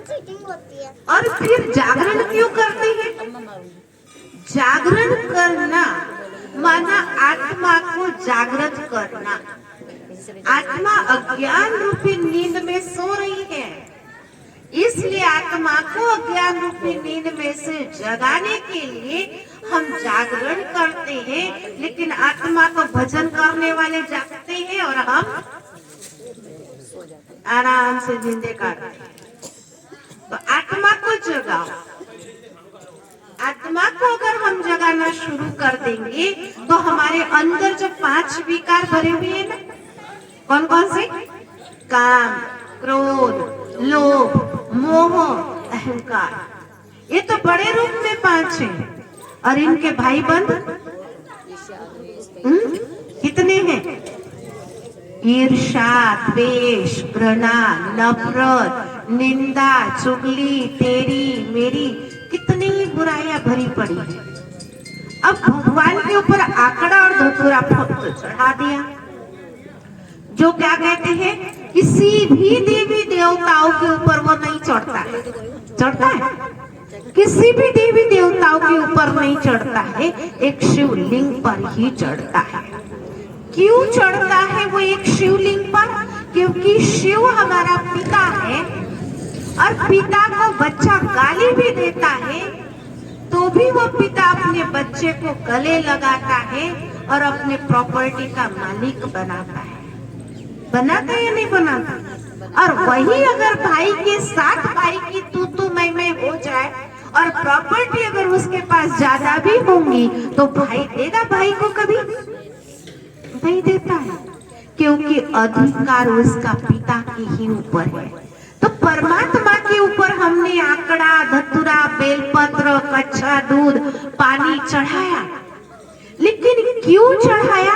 क्योंकि परमात्मा ने कहा तुम्हारे अंदर जो काम, क्रोध, लोभ, मोह, अहंकार, ईर्ष्या, द्वेष, आलस, अलबेलापन, कितनी बुराइयां भरी है, वो कांटे के जैसे चुभने वाले हैं। अब तुम उन बुराइयों को मुझे दान में दे दो। लेकिन हम क्या करते हैं? बुराइयां तो दान में देते नहीं है और जाकर के वो आंकड़ा धतूरा भगवान के ऊपर चढ़ा देते हैं। भगवान कहते तुम मुझे बुराइयों का दान दे दो, लेकिन बुराइयां तो हमारे से छूटती नहीं है। छूटती है? अभी कई लोग कहते अरे भाई इनके पास मत जाना, ये गृहस्थी छुड़ाते हैं, घर बार छुड़ाते। हम किसी का घर बार नहीं छुड़ाते, किसी का भी घर बार नहीं छुड़ाते, लेकिन तेरी मेरी यहाँ आने से जरूर छूट जाती है। इसलिए तेरी मेरी तो हमारे से छूटती नहीं। इसलिए परमात्मा ने कहा आप अपने घर गृहस्थ में रहो, लेकिन घर गृहस्थ में रहते इन बुराइयों को मुझे दान में दे दो।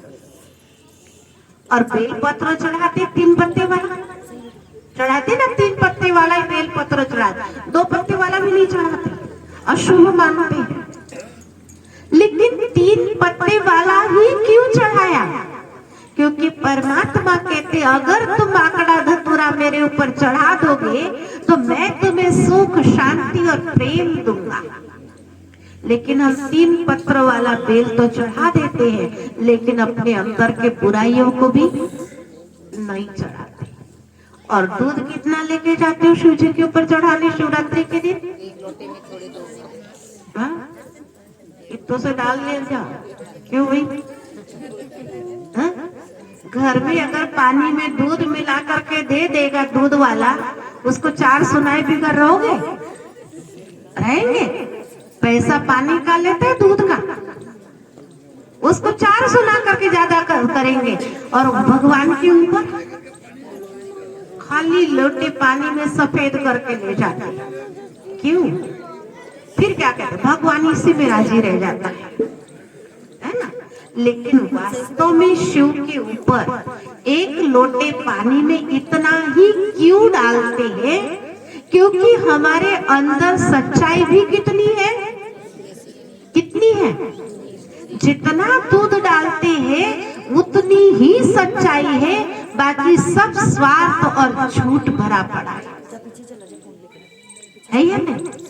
भगवान को कहेंगे भगवान ये काम कर दो तो 100 रुपए का प्रसाद चढ़ा देंगे, 1.25 मनी कर देंगे। अगर भगवान ने कर दिया तो क्या करते हो? कर तो देंगे, 1.25 मनी बना लेंगे, लेकिन भगवान के आगे कितना चढ़ा के आएंगे? इतना सा। क्या कहा था? 1.25 मनी कर देंगे। 100 रुपए का प्रसाद लेके चढ़ाएंगे तो उसमें से कितना? 1 पेड़ा या 2 पेड़े बस। और कहा तो क्या था? 100 रुपए का प्रसाद चढ़ा देंगे, लेकिन चढ़ाए कितना? इतना। तो सच्चाई कितनी है? इतनी ही है, बाकी सब स्वार्थ और झूठ भरा पड़ा। इसलिए भगवान कहते मुझे तुम्हारा कुछ नहीं चाहिए, लेकिन निस्वार्थ रूप से अगर तुम मुझे याद करोगे तो मैं तुम्हारी सभी मनोकामनाएं पूर्ण कर दूंगा। तो परमात्मा के साथ सच्चाई से बात करना यही राजयोग है, यही परमात्मा प्राप्ति की अनुभूति है। इसलिए हमें कुछ करने की जरूरत नहीं है, हमें उस परमात्मा के साथ सच्चा संबंध जोड़ के याद करने की आवश्यकता है। तो उस परमात्मा के साथ हम कैसे याद करें? और फिर और क्या चढ़ाते हैं? बोर। बोर भी चढ़ाते हैं। क्यों चढ़ाते बोर?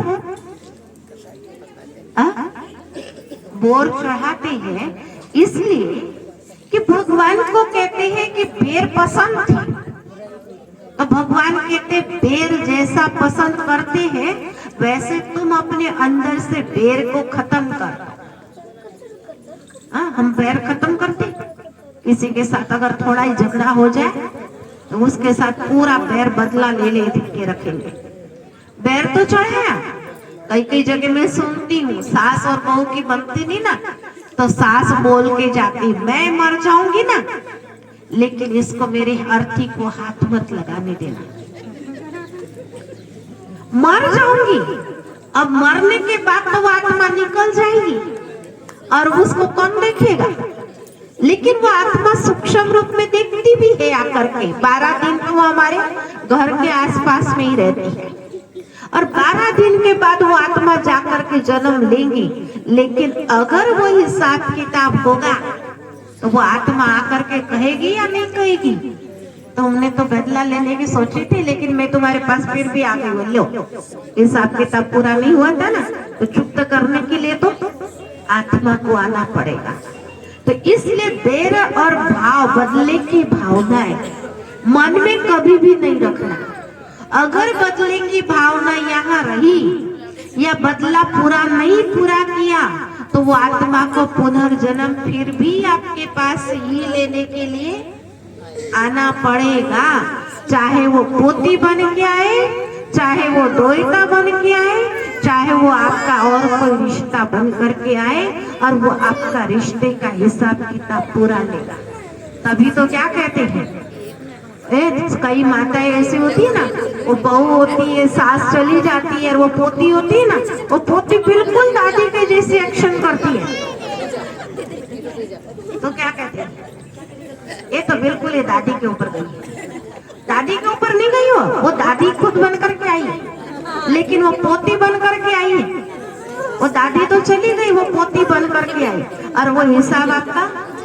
तभी तो क्या कहते, मुद्दल से ज्यादा प्यार ब्यास से होता है।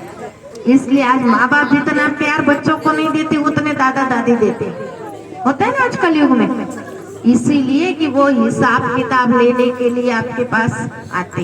अभी मैं कुछ दिन पहले ट्रेन में जा रही थी, तो एक बच्ची थी, छोटी सी बच्ची थी, मुझे तो नहीं याद, 2-2.5 साल की शायद ही होगी। और बच्चे के हाथ में ना कुरकुरे का पैकेट था। अब वो मेरे पास बैठी हुई, वो किसी को भी ना दी, लेकिन मुझे मेरे पास में आई, गोद में बैठी, और वो कुरकुरे का पैकेट मुझे पकड़ा दिया। मैंने कहा बेटा मेरे को, बुआ वो बुआ करने लगी मुझे, बुआ आप रख लो, बुआ आप रख लो। मैंने कहा मेरे को तो भाई बुआ का रह गया होगा हिसाब किताब, तो ये बुआ बुआ कर रही मुझे, और नहीं तो आंटी कह देते हैं, कुछ ना कुछ तो बोलते हैं, लेकिन वो मुझे बुआ बुआ करे। मैंने उसके हाथ का पैकेट लिया और पैकेट लेकर के मैंने कहा आप नहीं दूंगी। कहते नहीं देना नहीं मुझे, आप रख लो, आप खा लेना। माँ कहती है किसी को नहीं देती है, लेकिन ये आपको कैसे दी? मैंने कहा इसका मेरे साथ रहा होगा ना पिछले जन्म का, तो इसलिए तो मिल गई। इतना हिसाब किताब ट्रेन में होगा, बहुत बड़ा होगा, लेकिन एक पैकेट से पूरा कर देगी, इसलिए मेरे से राजी है। तो वो आत्माएं अपना हिसाब किताब पूरा कहीं ना कहीं करेगी। एक बार एक माता, मुस्लिम माता थी, उसका छोटा ही बच्चा था। अब वो पता नहीं वो क्या हुआ कि उस बच्चे, वो माता की वो थोड़ी वो घूंघट पड़ जाता था, वो बच्चा छोटा था, उसको चमाटे से मारा। मैंने कहा माता जी आपको 10 बार मैंने देखा है इसको, ये बिल्कुल आपको जोर की चमाट मारता लगती नहीं है। बोले दीदी क्या बताओ? मैंने कहा ये हिंदू होंगी पिछले जन्म में, लेकिन अभी तो जरूरी नहीं आत्मा उसी घर में जाती है। तो बोले ये पिछले जन्म में कोई मेरे ससुर थे, मेरे ससुर को भी थोड़ा घूंघट पड़ जाता ना तो उनको अच्छा नहीं लगता था, तो ये बच्चा मुझे ससुर के नाते तो मार नहीं सकता था। अब तो बोले ये बच्चा मेरा बेटा है ना, तो ये मेरे को कभी भी थोड़ा घूंघट पड़ जाए तो एक मारता है कि घूंघट ले। तो हिसाब किताब है आत्माओं के, और वो आत्माओं को पूरे जरूर करने पड़ते हैं, क्योंकि हमने 84 जन्म लिए हैं, और 84 जन्म लिए तो चुकत तो क्या करेंगे, तो इसलिए चुकत करना पड़ेगा। इसलिए प्यार से करेंगे तो जल्दी चुकत होंगे, और रो करके भी करेंगे तो भी हिसाब किताब तो चुकत करनी ही पड़ेगी। तो प्यार से करने में फायदा है या रो करके करने में फायदा है? हंस के प्यार से करने में फायदा है, जल्दी जल्दी तो कम से कम चुप तो हो जाएंगे। और इसीलिए ये हिसाब किताब का खेल परमात्मा ने हमको अच्छी तरह से समझा दिया, इसलिए हमें कभी अभी दुख नहीं होता है। और कई बार ऐसा भी होता है कि हम ट्रेन में जा रहे होते हैं, एक दूसरों को कोई किसी को नहीं जानता है, और फिर भी सीट पे बैठे बैठे हम बड़े अच्छे दोस्त बन जाते हैं। फिर हम उनको नंबर भी देते, फोन नंबर भी लेते हैं, बातें भी करते हैं। थोड़े समय बाद में कोई ना कोई वो उधार मांग लेते हैं, मानते ना? फिर उधार मांग करके ले जाते हैं, ऐसे बड़े प्यार से बोलते हैं हम आपको ना 10-15 दिन में दे देंगे, हम ये हैं वो है, और 10-15 दिन के बाद में वो 10 साल भी नहीं देते हैं। फिर क्या कहते हैं, अरे इतना बेईमान आदमी देखा मैंने, मेरी जिंदगी में मेरे साथ अच्छा बात किया और उसने मेरे से इतना उधार लिया और अभी तक दे लिया, क्यों? हाँ, वो पिछले जन्म का उधार लिया हुआ था, वो बस में मिला और लेकर के चल पड़ा और वो वापस नहीं मिला। हमने भी तो उसके साथ यही किया था, तो वो हमारे साथ ऐसा ही करेगा या हमारे से छोड़ेगा? छोड़ेगा नहीं ना। वो तो इस जन्म में किसी ना किसी जन्म हमें उसका चुकाना पड़ेगा। इसलिए प्यार से चुकता करना है और भगवान के साथ वापस घर भी जाना है। तो घर जाना है अपन को, सबको, या रहना है? जाना है। क्यों दुखी हो गए?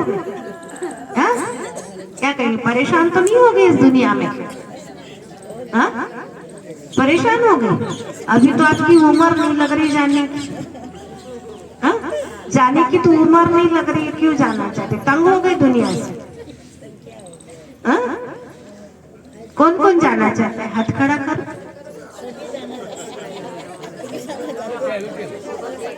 अभी बदल जाएंगे, बदलना नहीं। हाँ, बदलना नहीं। मैं उदाहरण बताती आपको। एक बार एक बहुत बड़ा 3 मंजिली मकान था। हाँ, 3 मंजिली मकान था, तीनों ही जगह बच्चे रहते थे। लेकिन अब देखो, तीनों जगह के बच्चे क्या थे कि ऊपर और नीचे के बच्चे सब खेल रहे थे, ऊपर के बच्चे देख रहे थे, और बाहर बहुत बड़ा ग्राउंड था। तो ऊपर के बच्चे देख करके मम्मी पापा को कहते, मम्मी हमको नीचे जाने दो गेम खेलने के लिए। बच्चों को माँ बाप कहते, बेटा नीचे रफ गेम है, तुम हार जाओगे, गंदे हो जाओगे, ऐसे हो जाएगा, तुम्हें नहीं जाना है। आपको तो आजकल पता है बच्चे कैसे होते हैं, जिद्दी। क्या कहेंगे, हमें नीचे गेम खेलने के लिए जाने दो, हम वापस नहीं आएंगे। बच्चों को माँ बाप ने कहा चलो जाओ नीचे गेम खेल के आना नहीं, बोले नहीं आएंगे वापस। कि गए बच्चे खेलने के लिए, और तीनों जगह के बच्चे खेलने लगे। खेल पूरा हुआ और बच्चे अपने अपने घर चले गए। और जो बच्चे ऊपर के थे वो भी घर गए। तो घर गए तो माँ बाप ने क्या कहा, तुमने क्या कहा था कि हम घर वापस नहीं आएंगे, चले जाओ। मम्मी आज आने दो, कल नहीं जाएंगे। कल फिर गेम शुरू हुआ। बच्चों का मन ऊपर लगेगा, लगेगा। क्या कहेंगे, मम्मी आज जाने दो। माँ क्या कहेगी, तुमने कल क्या कहा था, वापस नहीं आएंगे, अभी वापस आ गए, ऐसे आज वापस जाने नहीं देंगे। ऐसे इस दुनिया में भी हम जब दुखी होते, परेशान होते, तब हम भगवान को भी क्या कहते, क्या कहते, हे भगवान अब तो उठा लो, बस कुछ नहीं इस संसार में, सब देख लिया है। क्या क्या बातें करते भगवान के साथ में, करते ना। और जब सुखी होते तो कहते, कोई कहे तुम चलना है, कहेंगे कहा, अरे उस समय कह दिया था, अभी थोड़ी जाना है। तभी तो क्या कहते, गर्भ में बच्चा होता है तो क्या करते हैं, भगवान से बहुत वायदे करता है कि हे प्रभु तुम मुझे इस गर्भ जेल से बाहर निकाल दो, मैं कभी भी ऐसा वैसा कोई भी पाप कर्म नहीं करूंगा, है ना, कहता है ना। और जब वो बच्चा भगवान को कहता मैं थोड़ा बड़ा हो जाऊंगा, गर्भ से बाहर आने के बाद तो मैं आपको बहुत याद करूंगा। और जब वो बच्चा थोड़ा बड़ा हो जाता है और भगवान उसको वायदा याद दिलाता है कि तुमने मेरे साथ गर्भ में कहा था कि मैं बाहर निकलूंगा तो मैं आपको बहुत याद करूंगा, अब तुम बड़े हो गए, अब तुम मुझे याद करो। तो वो बच्चा क्या कहता है, क्या कहता है, बच्चा गर्भ से बाहर आता है कैसे रोता है, वाय वाय रोता है ना। क्या कहता, भगवान को कहता, भगवान मैं गर्भ से बाहर आने के बाद आपको बता दिया था कि वहां की वहां और यहाँ की यहाँ, मुझे आपकी जरूरत कहाँ,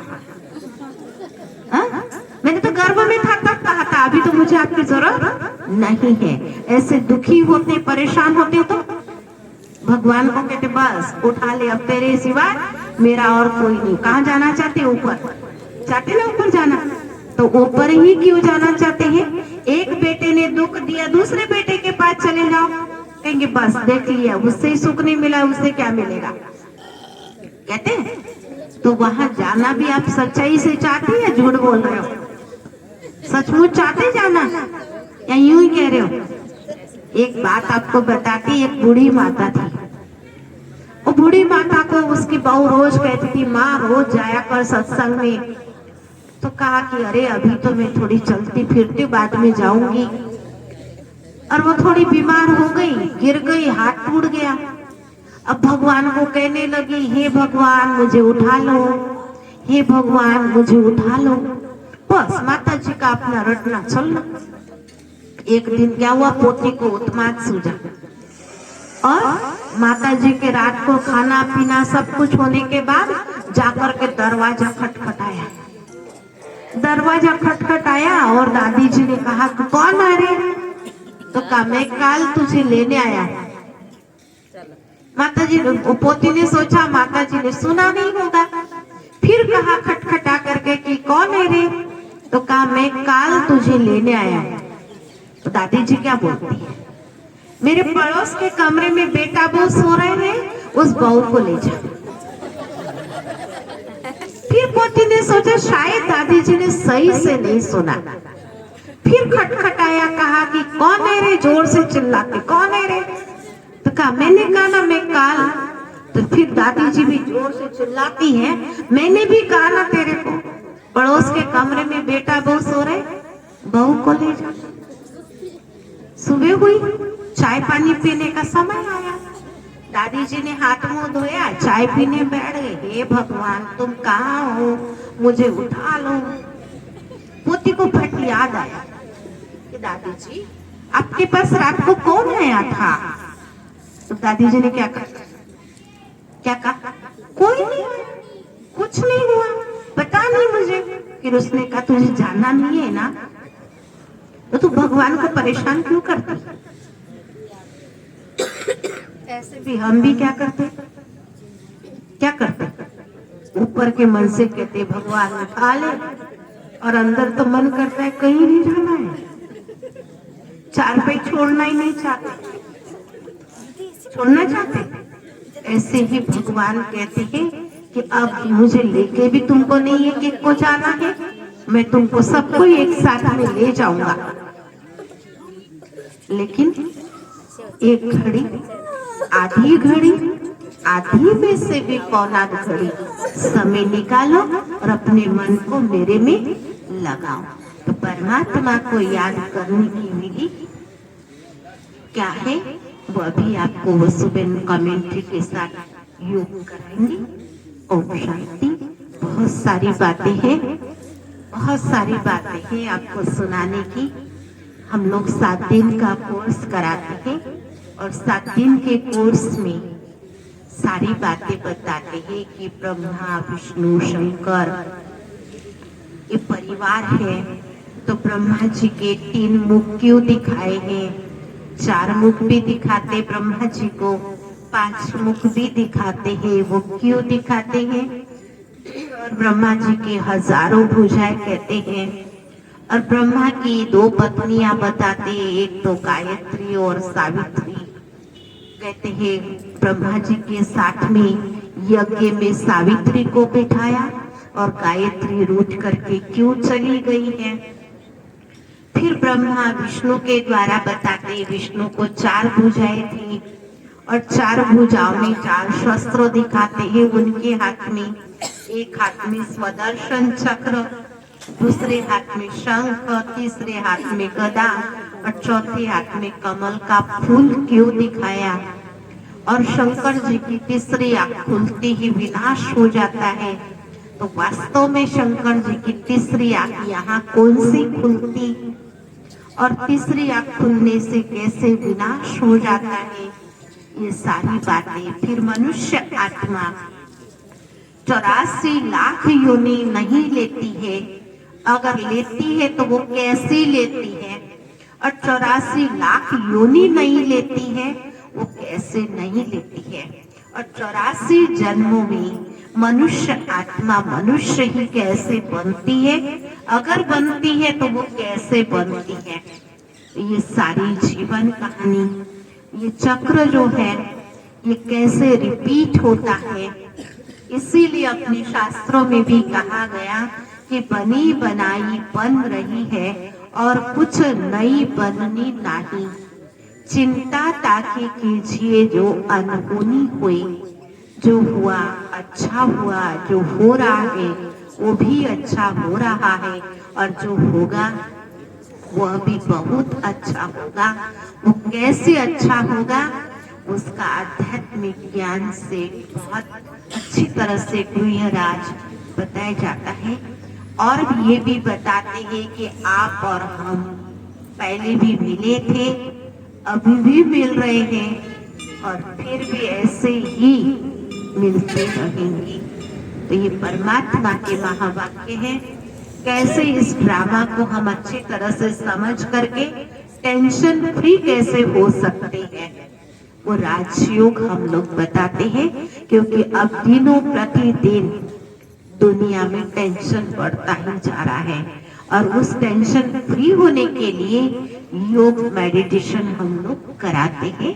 तो अभी हम 10 मिनट के लिए परमात्मा से कैसे बातें करनी है वो वसुबेन से सीखेंगे। कैसे हम परमात्मा से आंखें खुली रख करके मन को एकाग्र करने की विधि कमेंट्री के साथ वसुबेन आपको कराएंगे। ओम शांति। और भी आपको कुछ पूछना है तो आप अच्छी तरह से पूछ सकते हैं। कई बातें आपके मन में होंगी, पूछ सकते हैं आप। अगर मन में कोई चल रहा हो, कोई बात पूछनी हो तो पूछो।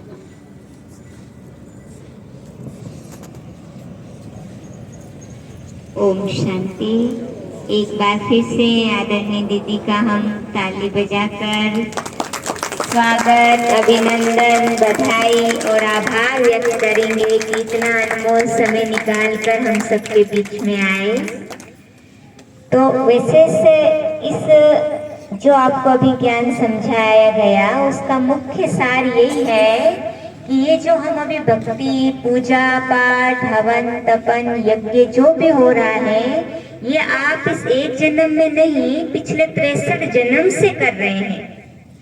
और इन्हीं जन्मों की भक्ति का फल देने अब भाग्य विधाता, विश्व विधाता, वरदाता, वो जगत नियंता, वो मुक्तेश्वर, वो महाकालेश्वर, वो रेलेश्वर, वो परमात्मा पिता शिव अब इस धरा पर स्वयं प्रजापिता ब्रह्मा के तन में आए हैं।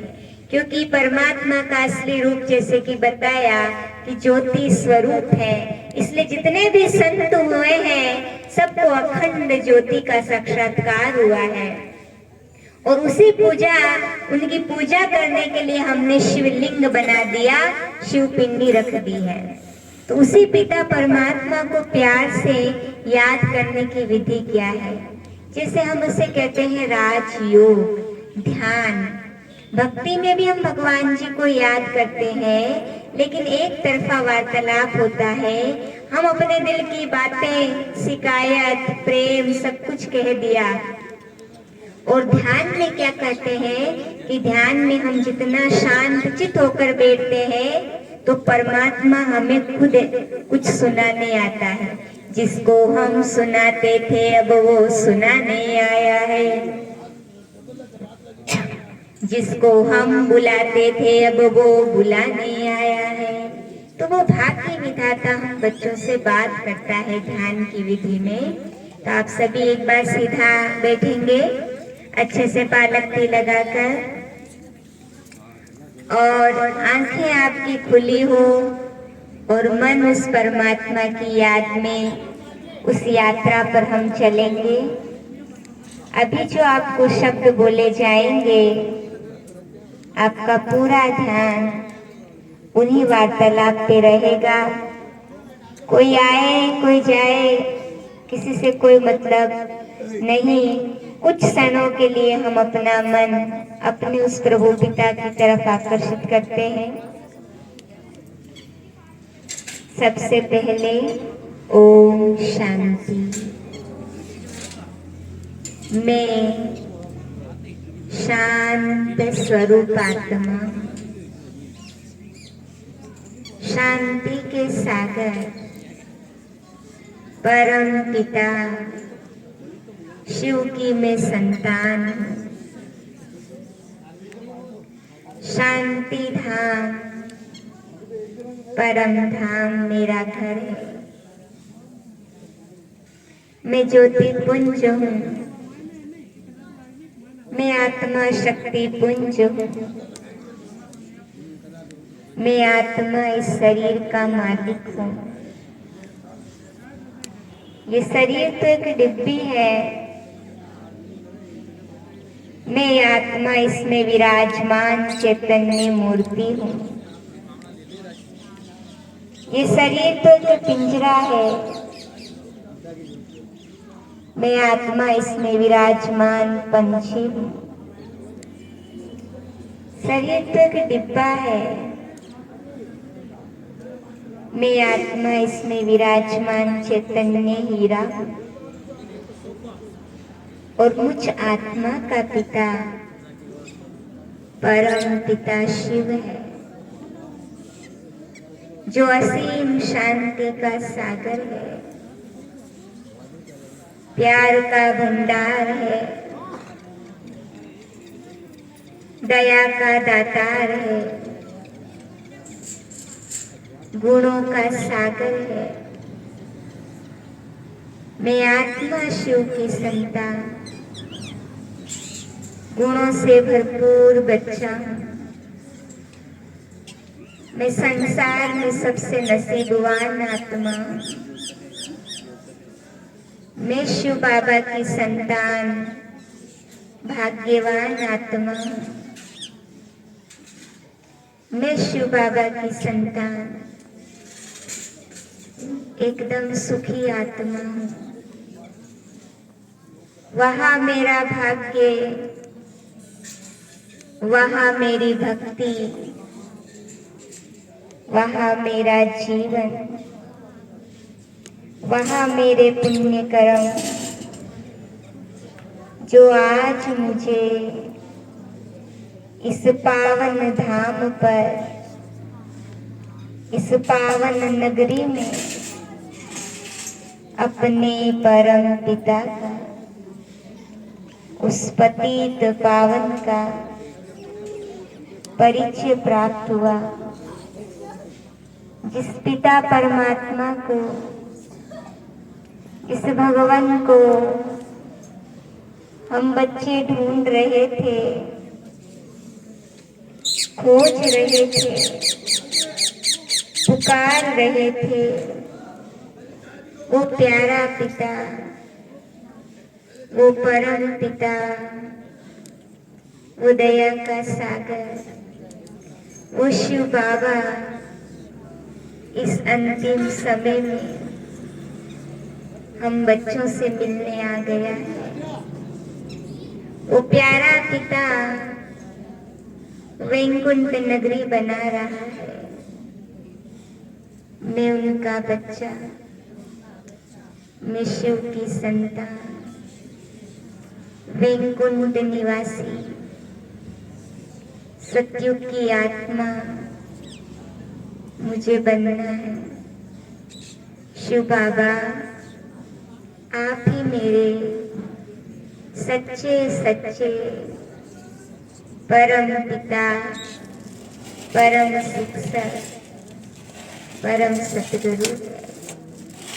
अब मुझे इस सृष्टि रंगमंच पर सभी से आत्मभाव से व्यवहार करना है,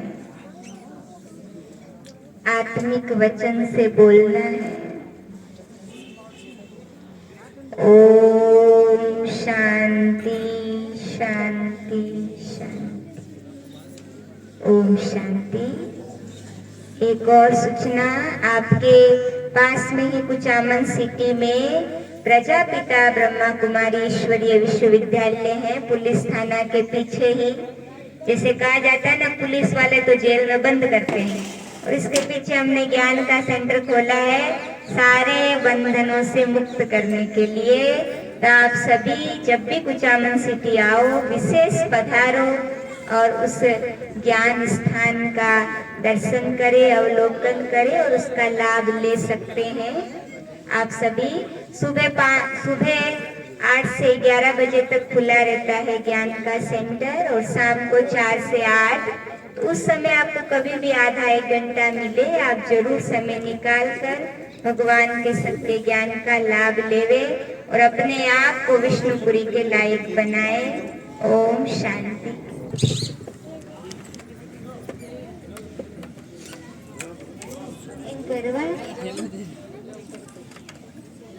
बड़ी मम्मी, बड़ी मम्मी सामने आए, और पापा और मम्मी आप भी स्टेज पे दीदी के समक्ष पधारे।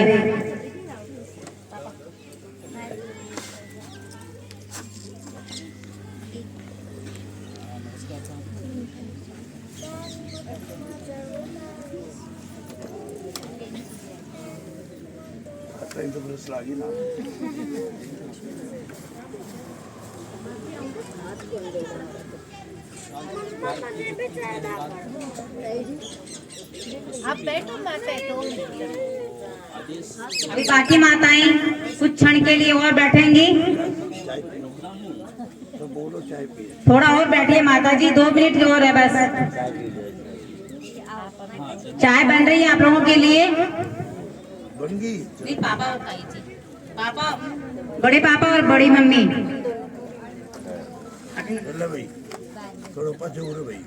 फोटो वाले अच्छे से फोटो लेंगे। मम्मी और पापा थोड़ा पीछे हटेंगे। आप पीछे हो जाओ, अभी आपके पीछे हो जाओ। थोड़ी पीछे के साथ। अच्छा अच्छा। अब आपको सब तालियों से इनका स्वागत करेंगे। अभी आपको ऐसे बनना है, दोनों को भी बनना है।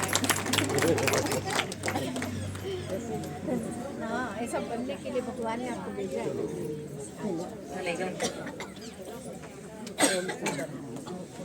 यहाँ देखो। मम्मी हाथ लगाओ आप फोटो के पापा के साथ में। अब तालियों से इनकी स्वागत करी जाएगी।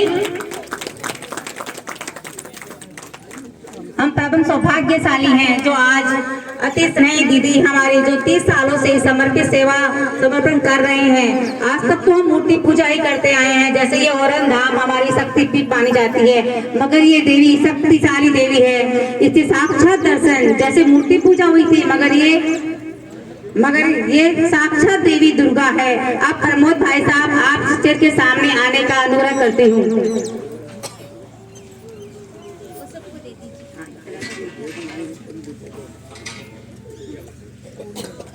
क्या राधे साहब चाचा जी यहाँ पधारे हैं तो स्टेज के सामने जरूर आए।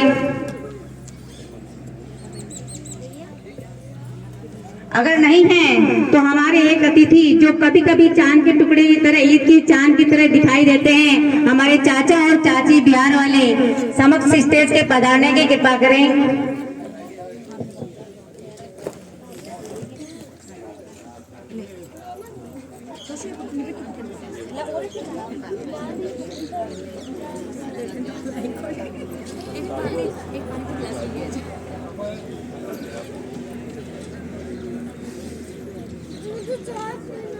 गुलाब अंकल जी स्टेज पे आइए।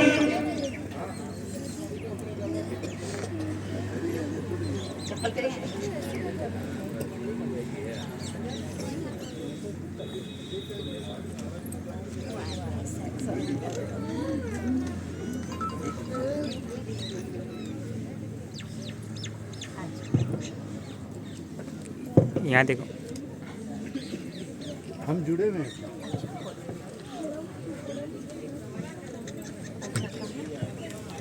पूर्णिया दिया, पूर्णिया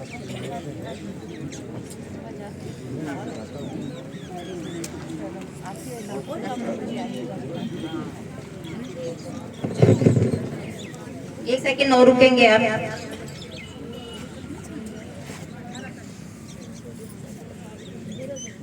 अभी अभी परिचय मिला है कि आप इस ओम शांति से जुड़े हुए हैं। अति स्नेह और खुशी का अपार मैं शब्दों के द्वारा बयान नहीं कर सकते कि हमारा परिवार जो लौकिक परिवार है उसमें भी हमारे सदस्य हैं। इसीलिए आपको पद्मा पदम भाग्यशाली मैं अपने आप को अनुभव करती हूँ और उस परम पिता परमात्मा की सह हृदय से उसका शुक्रिया शुक्रिया शुक्रिया करती हूँ।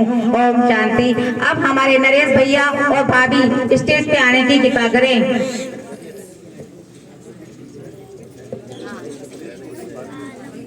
अच्छा भैया नहीं है तो आप भाभी जी आप आ सकते हैं अकेले ही।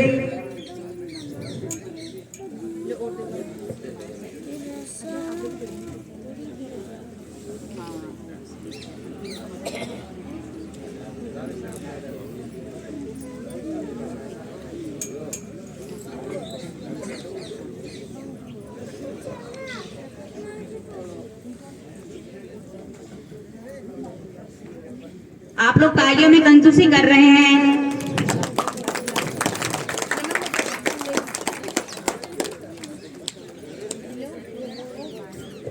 और संदीप भैया और भाभी भी अगर है तो आप जरूर आइए आगे।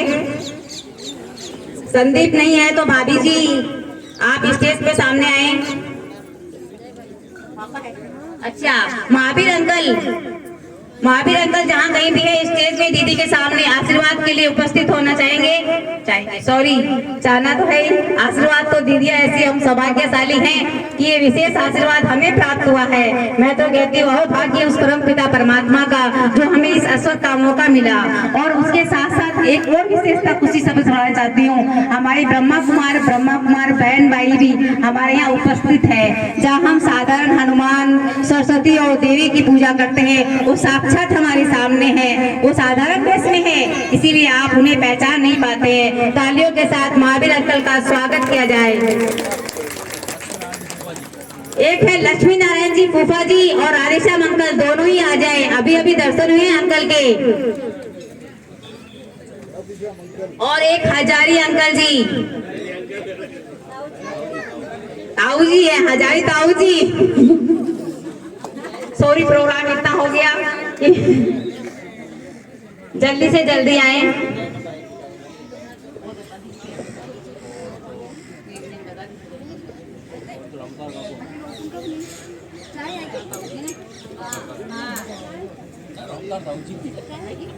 रामोदार ताऊ जी भी यहाँ पर हैं, तो आगे स्टेज पे आए। तालियों में कंजूसी ना करे भाई, माताएं क्लैपिंग लगातार करते रहे। ये हमारी खुशी की शुभकामना और भावना है इन लोगों के लिए। ये हमारे फूफा जी हैं।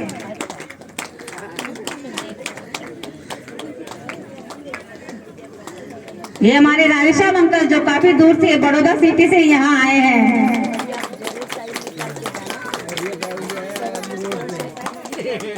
ये ताऊ जी जो आपके सामने वो आबू रोड से आए हैं। अब जरूर जाना वहाँ। आएंगे।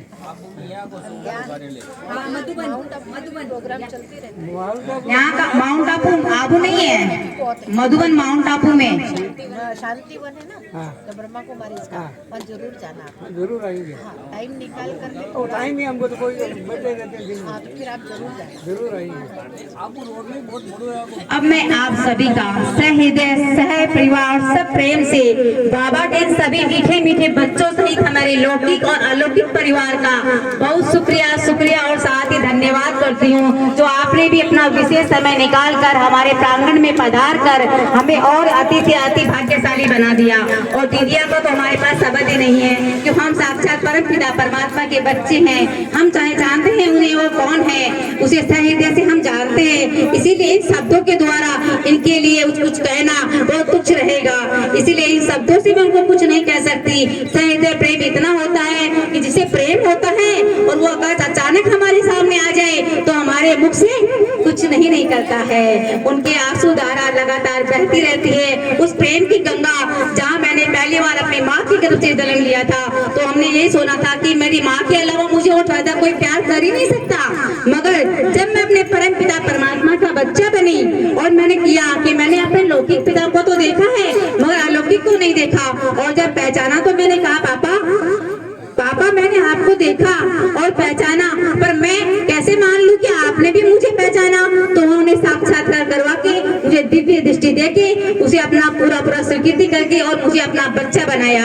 उसी समय मुझे उससे प्रेम का इतना अच्छा भगवान ने मुझे अनुभव दिया कि मेरी सासू माँ से मुझे लव हो गया और मैं उसकी इतनी लवर बन गई जैसे एक लैला और मजनू। उसका बड़ा अच्छा स्वागत और सत्कार भगवान ने मुझे साक्षात्कार के रूप में और अनुभव के रूप में मुझे कराया। आज मैं उस परमपिता परमात्मा की जितनी महिमा करूं उतनी कम है, कि उन्हें मुझे कांटों से फूल बनना और से सिखाया कि शब्द मेरे पास है ही नहीं, समय बहुत कम है। समय कम होने की वजह से मैं अपने अनुभव भी आपके सामने शेयर नहीं कर सकती। समय होता तो अपना अनुभव जरूर शेयर करती, मगर कुचामन सिटी के सेंटर में कभी भी मैं आपके सभी भाई बहनों के सामने अपना अनुभव जरूर शेयर करूंगी कि मुझे कैसे परम पिता मीठे मीठे बाबा ने और मीठी मीठी कैसी बाबा ने मुझे अनुभूतियां करवा कर अपने लौकिक और अलौकिक परिवार दोनों में सुसंस्कारित बनकर और मुझे जीना सिखाया। ये ब्रह्मा कुमारी केवल ब्रह्मा कुमारी नहीं है जो आपको साधारण वेश में दिख रही है, ये एक जीवन जीवने की कला सिखाने की, ज्ञान देने की शिक्षा देती है। ये किसी धर्म का भी वैसा नहीं है कि कोई किसी धर्म को नहीं मानता, ये ऐसे नहीं करती, घरवार छुड़ाती है या सफेद वस्त्र पहनाती है। ये घरवार और सफेद वस्त्र की मोहताज नहीं है। ये क्या है, ये हम बच्चों ने जाना है। तो आप भी हमारे कुचामन के थाने के पीछे जो सेंटर है वो आएंगे, 7 दिन का कोर्स करेंगे। जैसे कहते हैं ना, बच्चा भी माँ के पास रोता नहीं है तो माँ उसे दूध नहीं पिलाती, तो वैसे ही भगवान के पास जब बच्चे नहीं जाते तो उसे परिचय नहीं मिलता। इसीलिए बच्चों आपको हमारे पास आना पड़ेगा। ये भगवान से अपने मुख से कहते हैं, भगवानों बच्चे कि मेरे मीठे बच्चे आ जाओ, मैं तुम्हारा इंतजार कर रहा हूँ। ओम शांति। तो सभी माताएं बहनें प्रेम से 3 बार बोलेंगे ओम शांति, ओम शांति, ओम शांति। अब हम देखेंगे कि अपने मीठे मीठे पापा से कौन कौन अपने बच्चों का नाता जोड़ते हैं और किस तरह से जोड़ते हैं। ठीक, ओम शांति।